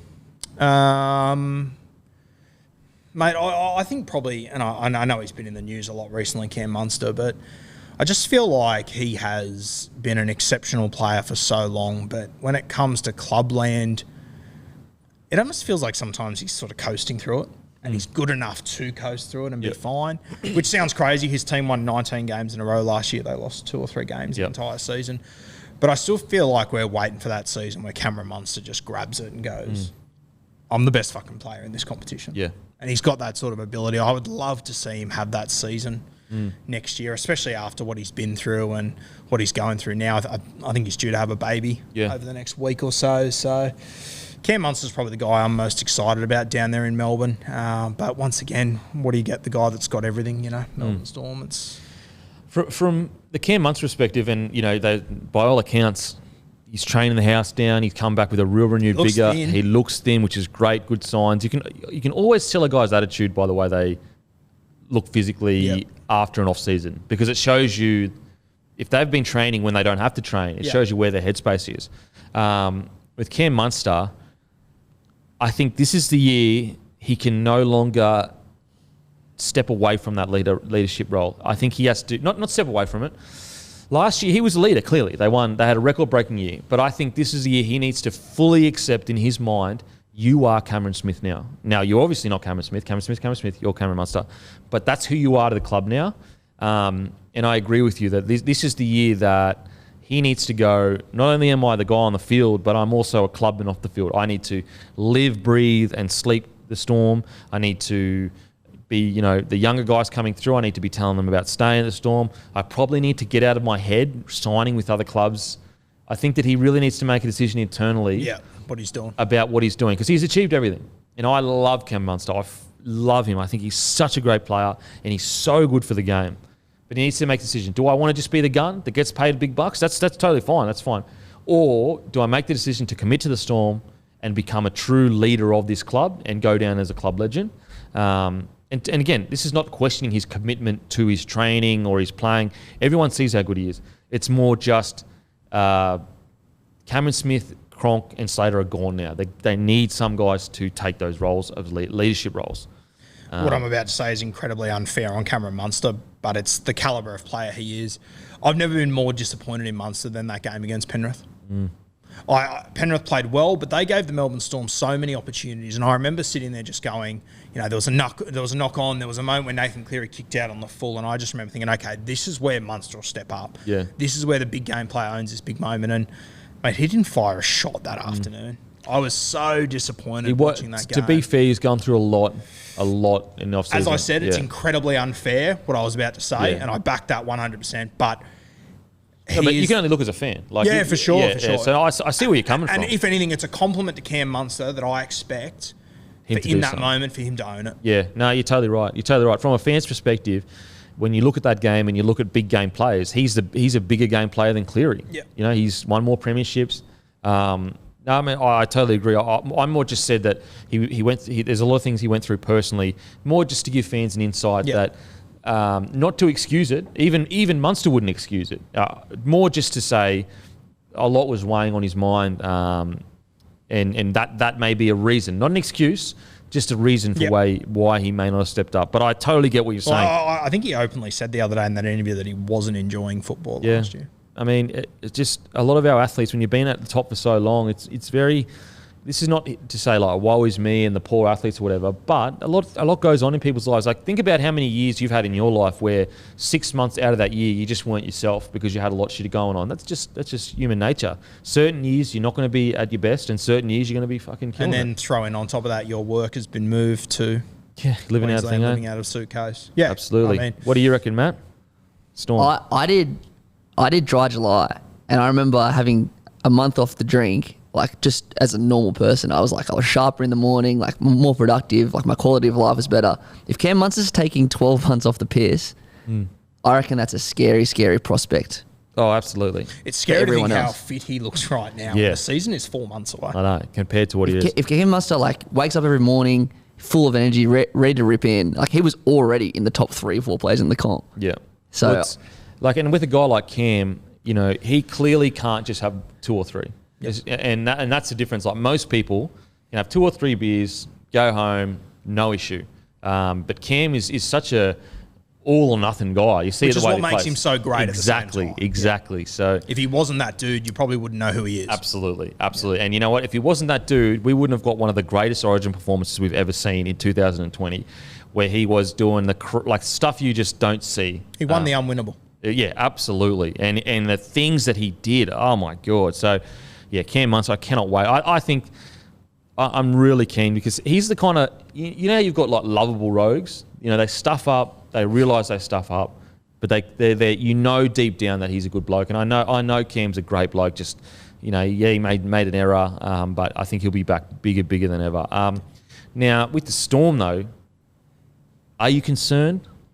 because they've been through losing players, but they've never been through this kind of drama. You know, the Cheese signing situation, then the off-field stuff, and lost Al Finucane, and they lost the Cheese. They offered him a pretty decent contract, obviously not as good as but you know what I mean? Yeah, I am a little bit concerned. Yeah. I sort of said this at the end of last year and all. When they lost that game to Penrith, I was concerned. Yeah, okay. I really did think that was a game that they could have won. They probably should have won. That's with all due respect to Penrith. They were sensational. They deserved to win. But yeah, I don't know. It's weird optics out of there at the moment. In saying that, they've got the 2 best 9s in the game. They've still got them next year. Yeah. Got a top 3 5'8", got a top 3 halfback, got a top 3 fullback. Yep. I mean, yeah, it's crazy to say. And I mean, a Melbourne Storm that falls apart a little bit, they might finish 3rd. Yeah. What's crazy is that they essentially had one bad game. When you look at their season, it was a record-breaking season. Record-breaking season. What's Melbourne for a top 4? Oh, $1.70. They were the favourite. They're favourites. Yeah, look, I think that it's not a concern in like, oh, Melbourne Storm are done, blah, blah. Like, we hear that every year when they lose a player. It's more just a 5-year concern of you don't want this kind of stuff creeping in the club. Like, they used to have none of this. Yeah. So you don't want it creeping in the younger boys thinking, oh, we can do this or we can do that. And again, I'm not saying that it will, but this is where you need to be like firm, harsh stance. No, we cannot do this. And this is where if it does start to creep in and then Craig Bellamy decides over the next 2 or 3 years that he's going to move then it's away, all of a sudden. then it's just... We saw how quick clubs can, fall. Look at the Broncos. And that was different. They didn't have these kind of issues in the paper, but they went from truly premiership threat to rebuild. But you also never would have predicted Brisbane win a wooden spoon. No way. Absolutely not. That's how quick. But also, a bit of turmoil, it could go the other way. It could give them a kick in the butt. Exactly. Look at Penrith's 2020 preseason. Absolutely. And that's what's scary with the Munster coming back the way he's looking. And also a Cheese that, has admitted, although, he spoke his mind, he spoke his truth, probably should have, worded a little bit differently. So he's going to want to... One thing, like, Cheese is a larrikin, absolutely. We love it. We love it. But Cheese cares deeply. Like, he is one of the boys. Like, there was no malice intent behind what he said. So a Cheese that wants to get the boys' love back, even though he never lost it, is also a scary prospect. When you've got Cameron Munster and Brandon Smith both on a pathway to vengeance, it's a fucking pretty scary prospect. Scary prospect. And I mean, I've heard people say that Brandon Smith's not going to have his eyes on the prize next year. It's like, you've been watching the bloke. Oh, give me Tell me that guy can play a football game at 70%. Yeah, give me a break. That's crazy. If there's one person that will rip and tear no matter what. If there's one bloke that has shown you, you're going to get absolutely everything out of him, it's him. Absolutely. Because the ironic thing is that if he didn't give everything, he would almost be half the player. Yeah. Because that's what his game's built on, is these big fucking efforts where you're like, whoa, shit, oh, again. Whereas if he loses half of that, it's all of a sudden like, oh, where'd Cheese go? So he's going to be incredible, I think, this year. Titans, Chrissy present. Such a weird side next year. The spine is just so young. It's such a worry. So young. I almost just want to say experience. You've got a lot of money invested in your back row. Then you've got a combined 100 games in your spine. I'm not sure who the hooker's yet going to be yet, whether it's Aaron Booth or the young fella that was playing there last year. He's still lacking experience there. I love Sexton, but he's played 4 games of first grade. Yeah. He hasn't done a full season. I'll tell you what, the decision to get rid of Fogarty, after they re-signed him 3 months before, he was the one guy I looked at last year and I was like, you know what? They've got Fogarty, so he can cover halfback or hooker. Now they don't have a filler for either of those spots for me. Like, I love Sexton, but fuck, we've seen our fair share of really good young halfbacks on the Gold Coast, haven't we? It's like, I almost feel like, don't get me wrong, Sexton's going to be sitting there going, no, I can do it. He's a competitor. That's what you want. But is it like even an extra 12 months learning under Fogarty? It can't hurt, surely. I wonder if that was more the Titans going, Sexton's our guy. We're going to be a good club and because you've been good to us and give you this opportunity that you're probably never going to get again when it comes to a big deal with the Raiders or a decent deal. But I was just... But Sexton has to be the guy in 12 months' time, regardless of what happens. Yeah. If you're going all chips in on him, which seemingly they are, like I also think the AJ Brimson to 5'8" is really interesting. I love Jaden Campbell, but I'm not sure if that's the best spot to get the best out of AJ. You reckon? I don't mind. I mean, I don't want him defending as much. I don't hate it, but I don't. Yeah, it's going to be interesting. He did play a lot of. That's where he played coming up through the grades. Okay. Yeah. But yeah, the Fogarty situation and decision was just. They signed him 2 to 3 months before that. Yep. It just doesn't make sense. And the things that Sexton could learn off Fogarty and the pressure that they would put on each other to keep each other's position. Now, Sexton is a young half. He might, he knows he's got the spot. And again, this is an anti-Sexton. I really liked what I saw with Sexton. It's actually pro-Sexton because I want him to turn into the player that he can be. And sometimes experience, having it there, it just helps so much. In saying that, if he performs the way he performed in those 4 games, sweet. If he does that every game, totally sweet. Concern, Jaden Campbell is just unbelievable. Concern, you're right, is the young, not only is it a young spine, it's a young spine that's never played together. Brimo hasn't played 6 with Sexton. Sexton hasn't played, he might have played 1 game with Campbell at fullback. You don't know who the hooker's going to be. If it's Booth, he's played with no one. That's the biggest concern. So I guess the Chrissy present from me would be having a hooker, and hopefully Booth can be this. He's about 24, 25, that really leads them around the park well and just eases pressure off Sexton and off Brimson. That would be my Chrissy present, I think. I think Fafita as well. Yeah. It's writers on the wall there, but just getting the absolute best out. How you do it, I don't know. But when you're paying without bringing salaries in it, when you're investing that much money into a back rower, you need to be getting premium out of him every week. Yeah. Yeah, I don't know. Titans, I think they were incredibly lucky to make the finals last year.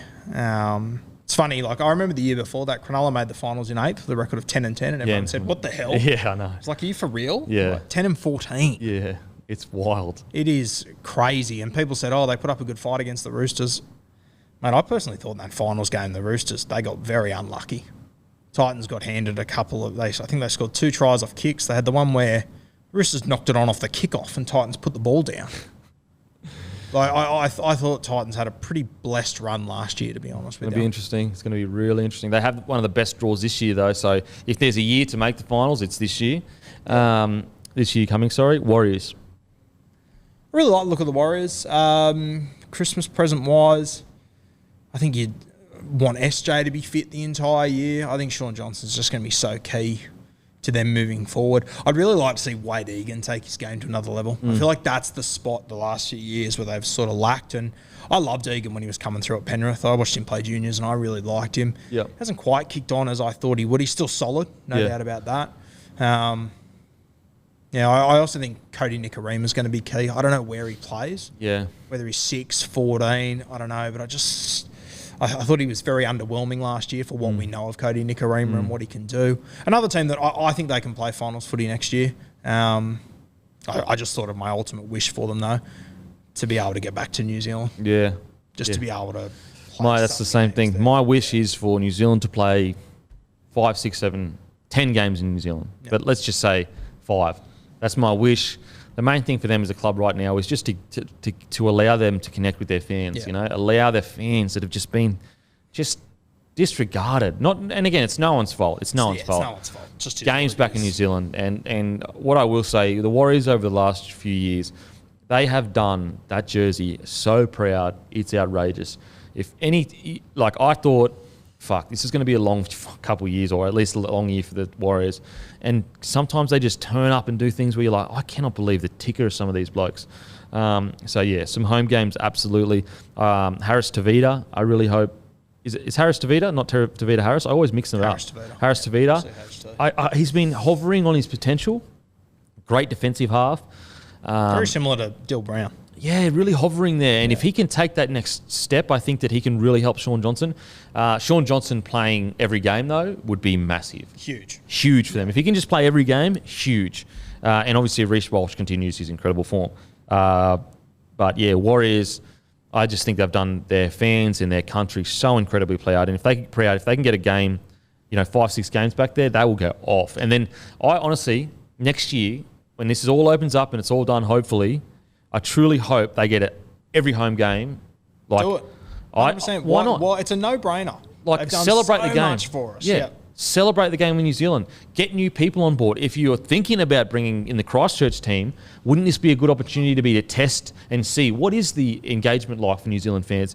Just take some games away from their home ground and take it into some country New Zealand. Like, honestly, I would love for every game that New Zealand play to be in New Zealand in 2023. It almost seems a little bit too obvious for the NRL, though. Yeah. That's the worry. They've been better. They've been better, I think. They've been better. What do you reckon, Matt? For the Warriors or for the Warriors? I just hope that their two front rowers can stay on the field because Lodge and Fanua Blake are potentially the... Great point. Fanua Blake, he kind of flew under the radar last year, but when he was playing, he was putting up some numbers. To the other one that'll make them really interesting, if Ash Taylor hits the ground running. Yeah, absolutely.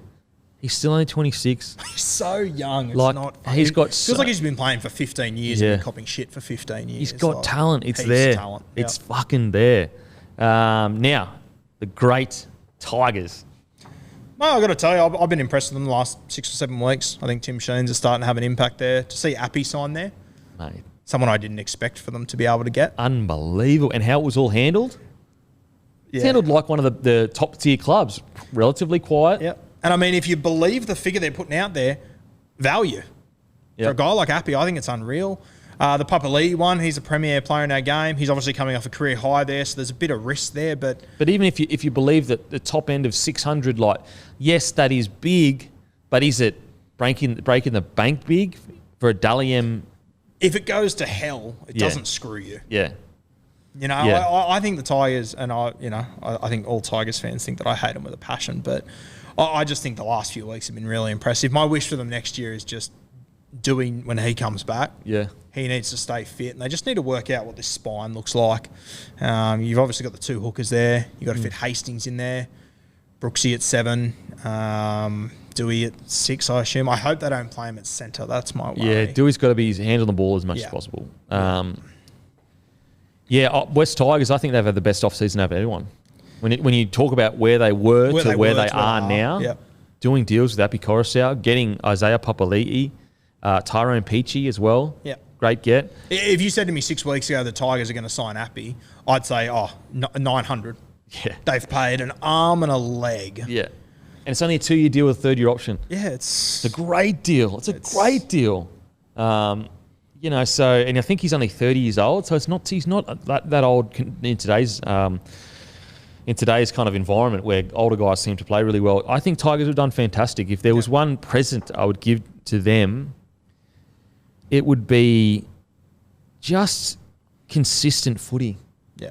Just like, even if they miss the 8, disregard that. Just a week in, week out, this is what the Tigers present and offer to you. Doesn't have to break the bank, doesn't have to be incredible, doesn't have to be a world-beating performance, but just a consistent gauge of like, what are we? Where are we going? What do we do as a team? How do we react in certain situations? It was the issue for Tigers, I feel, was just because it was like... It's a lottery everywhere. And you don't know what... Yeah. They've got no... It didn't seem like they had any direction of what they wanted to play. So what I'm hoping this year is just good, solid footy, week in, week out. You know what you're going to get because you can build off that. You can make changes. You can tweak a few things. Whereas when it's up and down and different every single week, what do you tweak? You don't know what to tweak. It just changes every week. So, look, I think the Tigers have had such a good off-season. I think, obviously don't get ahead of themselves, but there's a lot of hope there. And I think Tim Sheens represents that hope. He's already got Benji Marshall back at the club. He's already handled 2 signings, or at least 1 for sure, but potentially 2 signings really well. Even Isaiah Papali'i, that wasn't a shit fight. They didn't pay $1 million for this guy. Yeah, it's value again. It's a solid value. And also, these aren't 5-year deals. These are good 2-year deal with a 3rd-year option in mutual favour. So, yeah, I really like what they're doing at the Tigers. I think the Tim Sheens coming in is going to take a world of pressure off Madge, but also it's going to give Madge an opportunity to speak to someone that has done more in the game than him and say, fuck, what do I do here? What do I do there? Whereas before at the Tigers club, who could Madge speak to that has more experience and done more. I think as well, the other thing with Tim Sheens is that right now our game is changing more than it probably has in 20 odd years or so. And Tim Sheens has shown over the last 40 years that he's the absolute king of that transition. He changed the game in 2004. He did the same thing in the late 80s with the Raiders too. Yeah, okay. Like he's done it a few times now. Yeah. But the 05 is the standout. Yeah. So I'm really excited for them, which I'm not sure if you remember, but the conversation we had about the Tigers was very 6 months different. ago, fuck. Very different. It was very different, which is good. It was bullying. Yeah. Like it was not. Well, that's the thing. Like, and again, I totally empathise with fans. Like when we give our opinion on their club, you know, I'll use the Knights for example. Like it hurts to hear you might lose Ponga. I get that. I understand, and it makes you angry because you don't want to believe it. Yep. And I don't want to believe it either. But it is and so when we say these things, it's not because we don't like the Knights and we don't want him to stay. It's more just pointing out the reality of rugby league. And I guess you guys trusting that we watch enough rugby league and we're so in depth in it that we can kind of make a good judgment, I guess. That you trust that we can try to make a good judgment. It's never about disliking a side at all. Like, for example, if Tigers were a premiership threat, could you imagine rugby league in Sydney right now? Mate. Could you imagine the West Tigers as a premiership threat and the Penrith Panthers as a premiership threat and the Eels coming fifth? Imagine footy in Sydney. It would be incredible. Be unreal. It would be incredible. So, Tigers, consistent footy. Now, some NRL news. Interesting. Latrell Mitchell is not allowed to play the All-Stars exhibition match if it doesn't count. Why is Latrell Mitchell not allowed to play All-Stars exhibition match if it doesn't count towards his suspension? Surely either let him play or let it count towards the suspension. This was really interesting. So this was actually the NRL roast that come up with this. Did you speak about this as well? No, but I saw him post this, and this is what I'm talking about with the NRL. Like, how on earth are we in limbo over this? Yeah, I'm surprised. Like, I don't get it. Makes no sense. Is there an explanation for it? I haven't heard one. I haven't. Because so just for fans, so Latrell Mitchell is not allowed to play in the All-Stars match, but it doesn't count towards his suspension. Now I know there's going to be a section of people that are just off Latrell and they didn't like what he did and they want to see him punished. Absolutely. But we want to see people punished fairly. Like, if he's going to miss 6 games, it should be 6 games. And you can't tell me that this game isn't important to Latrell. Well, and I think this would be the NRL's argument that if we allow him to play this, other guys will use trials as their suspension. But apply common sense. Yeah. This game is massive. Well, I think that I would be okay with you don't allow him to play this, but it counts. Yeah, for sure. Yeah, do you know what I mean? This is worth 4 games. This is worth 6 games to Latrell. Personally, absolutely. But yeah, from a law perspective of like trying to be fair to everyone, I would be okay if the NRL said, look, you're not playing, but it counts towards your suspension. You could make the argument, like, allow him to play because it means so much to him, but I just think the fairest thing would be he's not allowed to play, but that counts towards his not counting towards the suspension. That's what I'm not understanding. Yep. Not counting towards the suspension, but he also gets punished for it. That's getting punished twice. Very, very interesting. So it's a great pickup from the NRL. So I just... Very surprising. Hopefully, and it counts. 2 weeks after that, he's meant to play a charity shield. Yeah.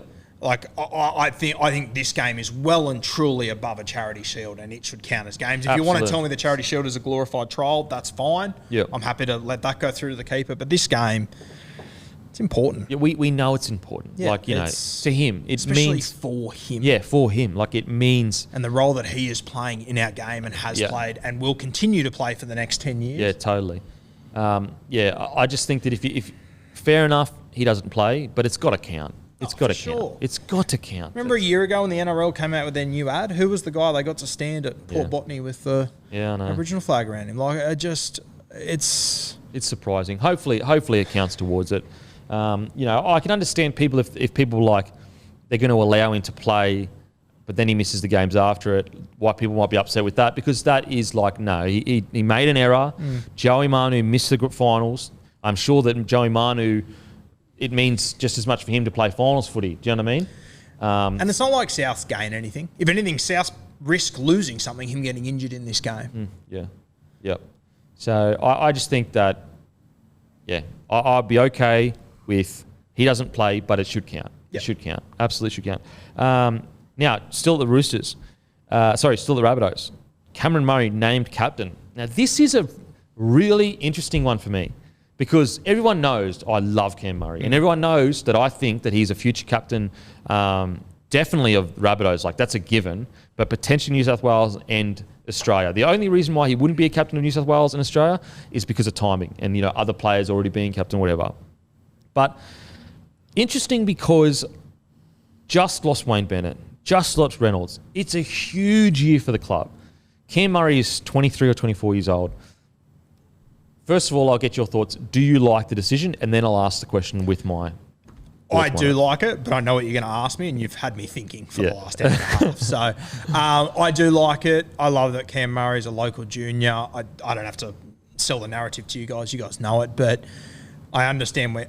Ask me the question. Yeah. Shoot. So the question I have is, with the pressure on the Rabbitohs right now, and not only the pressure, because I've always got pressure, but with the potential for it to not go well. Like, there is a reality where they truly miss Reynolds and they truly miss Wayne Bennett, and they struggle at the start of the season. Is it good for his development as a captain at such a young age to take over so early? Now, some people will say if he's a leader, and he'll just learn from it and it'll be better. But my argument would be, and I don't know what the right answer is. I don't know whether you give it to him now or whatever. My argument, why not give it to a Cook or a Walker just for a year? You make Cam Murray vice captain and ease him into it rather than putting him as captain of the club with so much not turmoil, because it's not, you know what I mean? It's not turmoil. They're not in turmoil. It's changes. It's changes. transition time. What do you think? Yeah, look, I personally would have gone for Cam Murray, but I understand the argument you're putting forward. Cody Walker wouldn't have been the guy I would have gone for, because I just think, I think Matty said it before, we'll go to him in a minute, but I just think that there's just going to be too much on his plate. Yeah. In saying that, I don't know Cody Walker from a bar of soap. If they believe that he's the sort of guy that could take that role and it would take his game to a new level, I'd be okay with it. I'd be okay with them giving it to Cook or Walker, because I know Murray's going to be the skipper in 2 years' time. See, that's what I'm thinking. It's like he's going to be captain. captain. I think it's a fair argument. You know, he's going to be captain, no doubt. We know Cam Murray's going to be captain.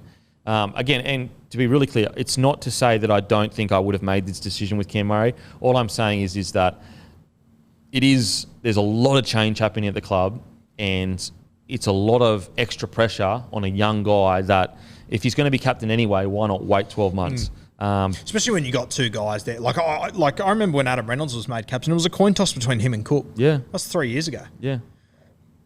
I do feel sorry for Cookie, but I also understand the Murray move. I don't think there's a right or wrong answer. Yeah, we'll see. We'll see. Yeah. Where do you sit on it?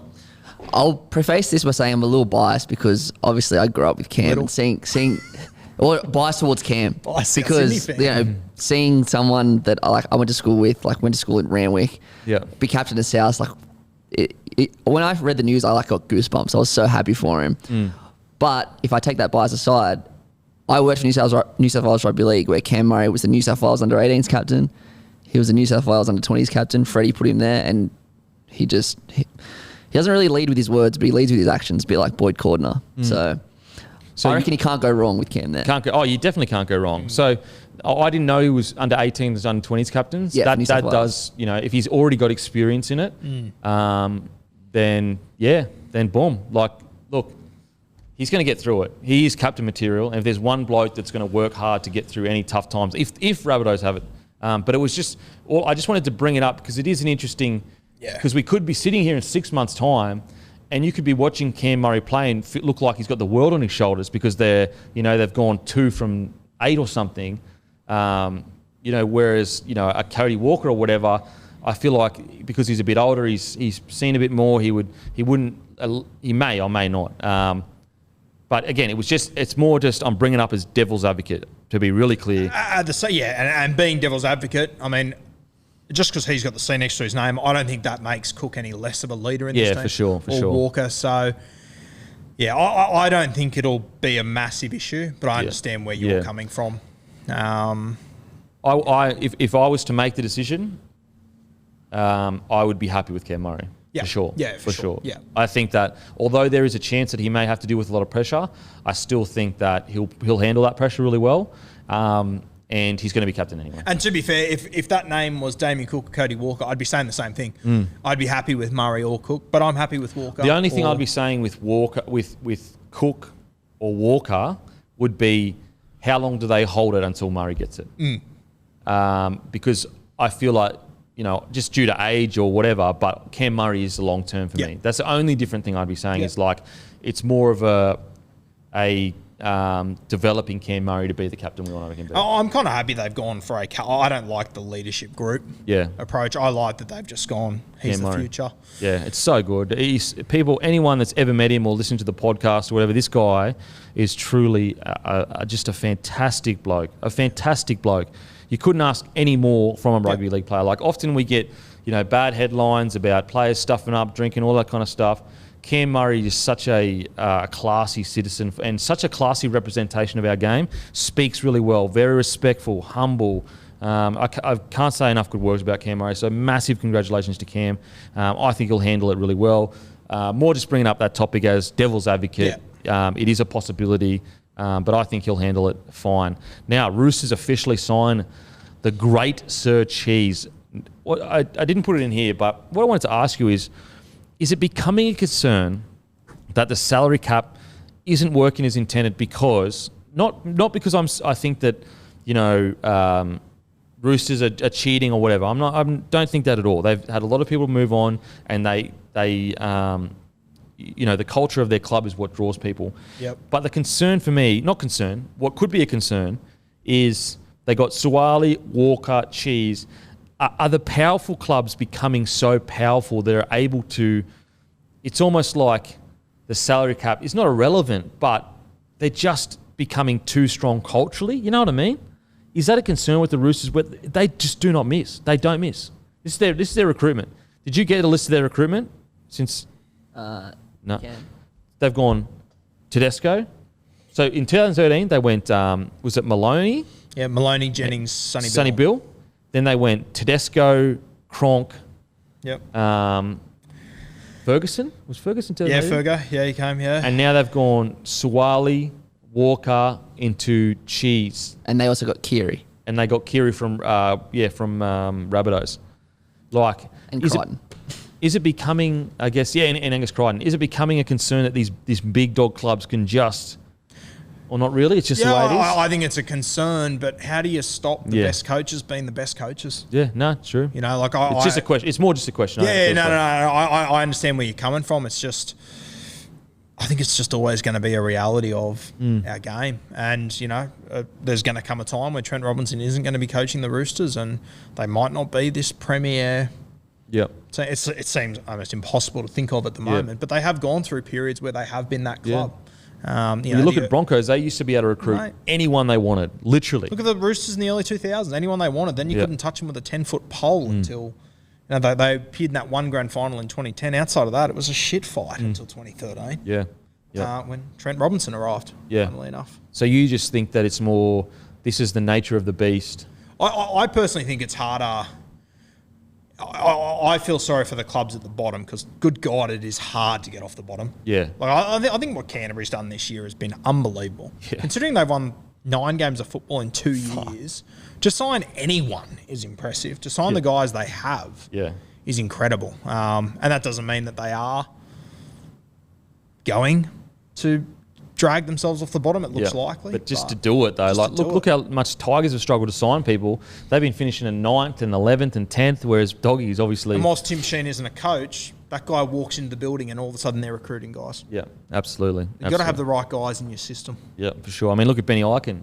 He goes there and I know the boys signed before that, but you could just tell that it feels like it's becoming one of the most important roles in rugby league is this culture, this kind of football director or culture. You look at Mal Meninga at the Titans. Exactly why, we're all sitting here going, the Dolphins haven't signed many people. The first guy they signed was Peter O'Sullivan. Yeah. It's the first guy they went after. Yeah, and he's one of the best recruiters in the game. So interesting times, I mean, Cheese at the Roosters. Can you imagine? It's going to be fucked. A team with the Cheese and Victor Radley in it. Luke Keary came out and said, we'll either win the premiership or we'll come last with Victor Radley and Cheese in it. That's how crazy these guys are. Obviously, he said it in a joking manner, guys. But do you see anyone beating a fully fit Roosters side 2023? I think Penrith will still be up there. I think, I cannot wait to see... Suwali comes into his own. Sam Walker, holy Yeah, no, you don't have to sell them to me. fuck. I think that we always look at teams on paper in the future and just think no one's going to get near them. Yeah. Teams always find a way to compete. Yeah. Like, I can't wait to watch that three-way between Penrith, Roosters and Melbourne when all that happens. Could you imagine a Roosters side with a Sawali hitting his stride, a Sam Walker hitting his stride, Teddy out the back, Angus Crichton on the edges, Luke Keary? I mean, it is just going to be a sight to behold. If you said to me in 3 years' time, Billy Smith's a top 5 centre, I also wouldn't be shocked. He's a gun. He's criminally underrated. I tell you what, he could be one of the better centres in the comp. He could be top 5 if he hits his potential. This guy is good. He's just struggled with the injuries and that. And I mean, look at their depth. Kevin Nangama. Oh yeah, the Roosters, their recruitment, they just do not miss. I think Egan Butcher will be a top shelf forward by then as well. Yeah. It's well, Nat Butcher is great as well. Butcher's a gun He's too. a gun. He gets through so much tough work. Lindsay Collins, relatively young. I think he's 24, 25. And that's if they don't sign anyone else. Yeah. That's if no other star says, I'll take unders to win a comp. Yeah. So, look, great signing. Congratulations to Cheese. I just think that, we spoke about it before. Yes, it sucked that kind of interview. The thing with that interview was like, there was such good stuff in it. There was such good... That everyone just ignored. Yeah, there was so much good stuff. Said a million positive things about Melbourne. Yeah, so much good stuff. It was just the one or two things. You cut the fat on that interview. It's one of the great interviews. So I'm disappointed for Cheese that it shadows this great signing, this great moment in rugby league of one of our biggest characters signing for one of the biggest clubs. It kind of like takes away from how great this is for the game. He's in Sydney playing for a premier club. Like, he is just going to go to another level when it comes to a superstar of the game. So, and look, that was Cheese's fault. He was the one that did the interview, whatever. Yeah. But in saying that, I also think there's a couple of things he said there. Like, I heard people getting upset about the winning a premiership in another jersey. I mean, mate, when you sat down with the Warriors, did you think about the success you could have in the future there? Yeah, I think it's more... It's different to say it than to think exactly. it. I get it, but... It's just the professional nature of it. Yeah. When you still haven't told the Storm that you're not signing yet. I know what you're saying, though. Like, you could argue that's what every player sits there and thinks that. If you're not going into an interview with another club thinking that, what are you doing there? Get out. Yeah. It's just the professional nature of it and showing the right amount of adherence to people that, you respect and love. But I also think that quote hits a little bit softer when you watch the whole interview and you hear the 15 positive things he says about Melbourne as well. Oh, I mean, it was a mountain out of a molehill. Like, it was a silly still interview. Lessons to be learned for him, absolutely. 100%. Silly interview. Like, not necessarily. Sorry, it's the wrong thing. It was a great interview with a couple of lines that just could have waited a few weeks. That, we all make mistakes. I'm sure as Storm fans, they're quite upset.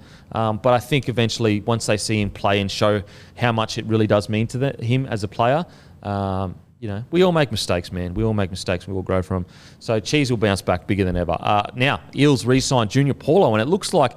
Now, look, there's been no confirmation that they have this kind of recruitment plan that they follow. So, look, apologies if it's incorrect.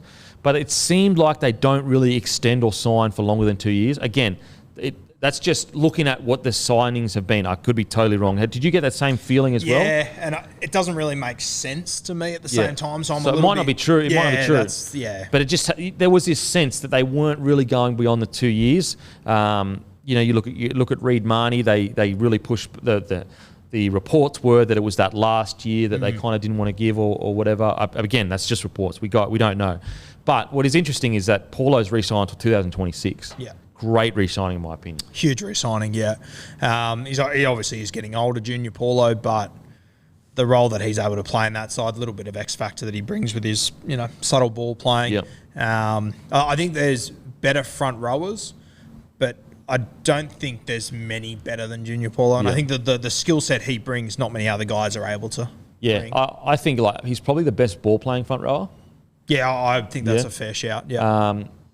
I think it's really good that they've signed Regan Campbell-Gillard 2025, Junior Paulo 26. They've given themselves a staggered exit point if they want that. Great get by the Eels. Really, really good. Really good. Doesn't seem like they broke the bank. I think it was more just it seems like it's the years things. Like, even with the Gutho argument, not argument, but the Gutho re-signing, when there was issues there, that was all about the time. It wasn't the price. Yeah. So, and I understand why the Eels are doing it. If they are doing it, you got to be smart. Like, signing blokes like 5-year deals, like the Roosters don't do that. The Storm don't really do that. No. Like, it's just, it never seems beneficial unless you're the Cowboys and you essentially got a premiership off it by being able to keep Tamalolo at the club and you got a grand final. They're exceptions, though. Yeah, exactly. Exceptions don't make the rules. Yeah. So I totally respect and understand why the Eels don't want to give out these 5-6 year deals. It is just a dangerous way to go when there are teams like the Roosters and the Melbourne Storm and these sides around. That guys will come for less money, but the Eels have got to stand alone on their own and back themselves in. Absolutely, and they got him. They got exactly. And they might not be a premier club. They're one tier down. Yep. They're not far off it. They're just one signing, I reckon. One big get. Could you imagine if, they got the cheese or something like that? Or, I mean, they already had Reed, but I don't know, some incredible... It is funny, and I've fallen victim to it 100%, but, I feel like we, and myself as well, we go in on the Eels when there's 13 worse teams, worse structured systems. And they took the Penrith Panthers to the death. Yep. One play goes their way. One play, the trainer, doesn't call... Again, I'm not saying that they would have won. I don't want to discount or discredit Penrith's incredible grand final win. I'm just saying that they were this close to beating Penrith. They didn't deserve to lose. It was a close game. Great re-signing from Eels. They've had a very up and down off-season. I could totally understand the Papali'i one. They just couldn't afford him. He had this incredible year. There's no way they would have planned for him to have the year that he had. There's no way. So I can understand why they didn't have the cap space. Sucks they lost him. The Reed Marnie one is probably the big loss that I was really surprised. What did you think about the Reed Marnie one? Yeah, I think it is a big loss. I'll be honest with you, and egg all over my face. 18 months ago, I thought Reed would be solid. I didn't think he'd be this good. I thought he'd be a very sort of meat and potatoes hooker, but he's a proper 9. He's a top shelf guy. For them to lose him is a massive loss. It's surprising. He seemed, do you know what I mean? It didn't seem like he was in this superstar mentality, shopping himself around. That's what's so surprising about it. It seemed like he wanted to stay. Again, I don't know. What do you think when the rubber hit the road? What do you think the issue was? Well, mate, I've had a lot of people tell me, and whether it's stupid or not in the modern game, I don't know, that he grew up a Canterbury Bulldogs fan when he was a kid, and that he's always been passionate about the once again, I don't know if you read into that stuff, but I almost think that it must have played a role. Yeah. It's strange for him to leave. It is strange for him to leave a club like Parramatta who are... They were reportedly lowballing him, as in, offering less than his market value. Do you think that maybe put him offside a bit? Yeah, I know, it's a game. I guess it's really hard when you're a player, though. Yeah, and it's easier for me sitting here to say that, 100%.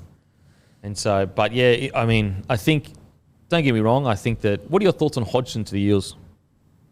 Very 50-50, I think. Could be fantastic, could be terrible. Could be a shit fight, yeah. But it could be fantastic. I mean, it was only 3 years ago I had Hodgson playing as good footy as Cameron Smith. I think that injury in 2020 or 2019, I'm not sure if he's come back the same guy since then. That's my worry. But I also think that Parramatta's got enough talent in their side that they don't need an unbelievable hooker. They can get by with a solid hooker like Josh Hodgson. I think he'll do a good job. But yeah, would I rather read Marnie? 100%. And that's with all due respect to Josh Hodgson. Peak Josh Hodgson, it's a toss-up between the two. What's really interesting is how you say, I had him, playing as good as Cameron Smith.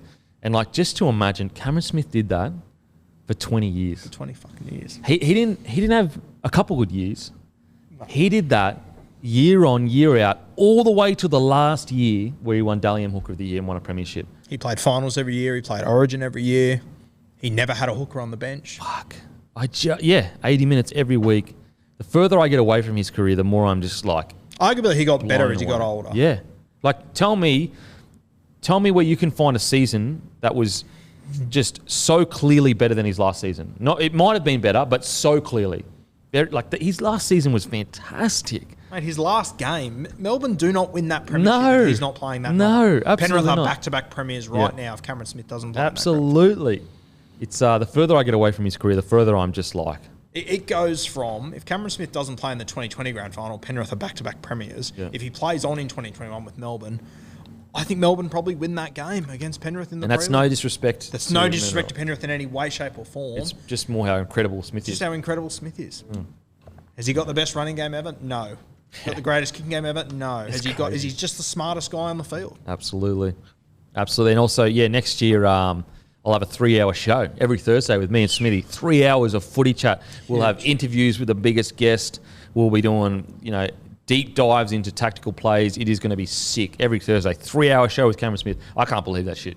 I can't believe it. It's so fucking sick. So stoked.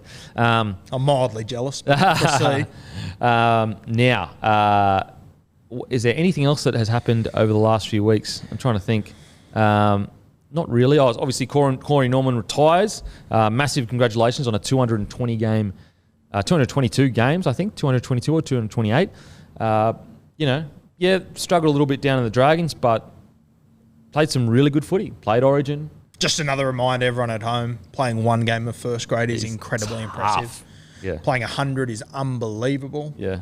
200. Yeah. You don't get lucky and play 200 games of first grade. Congratulations to brother Normie. Enjoy retirement. Now on to the cricket, mate. Looking like Australia's about to go 2-0 up. Needs 6 wickets today, but obviously by the time you hear this, I'll assume they would have already started. Yeah. Thoughts on Australia over the last few days, cricket?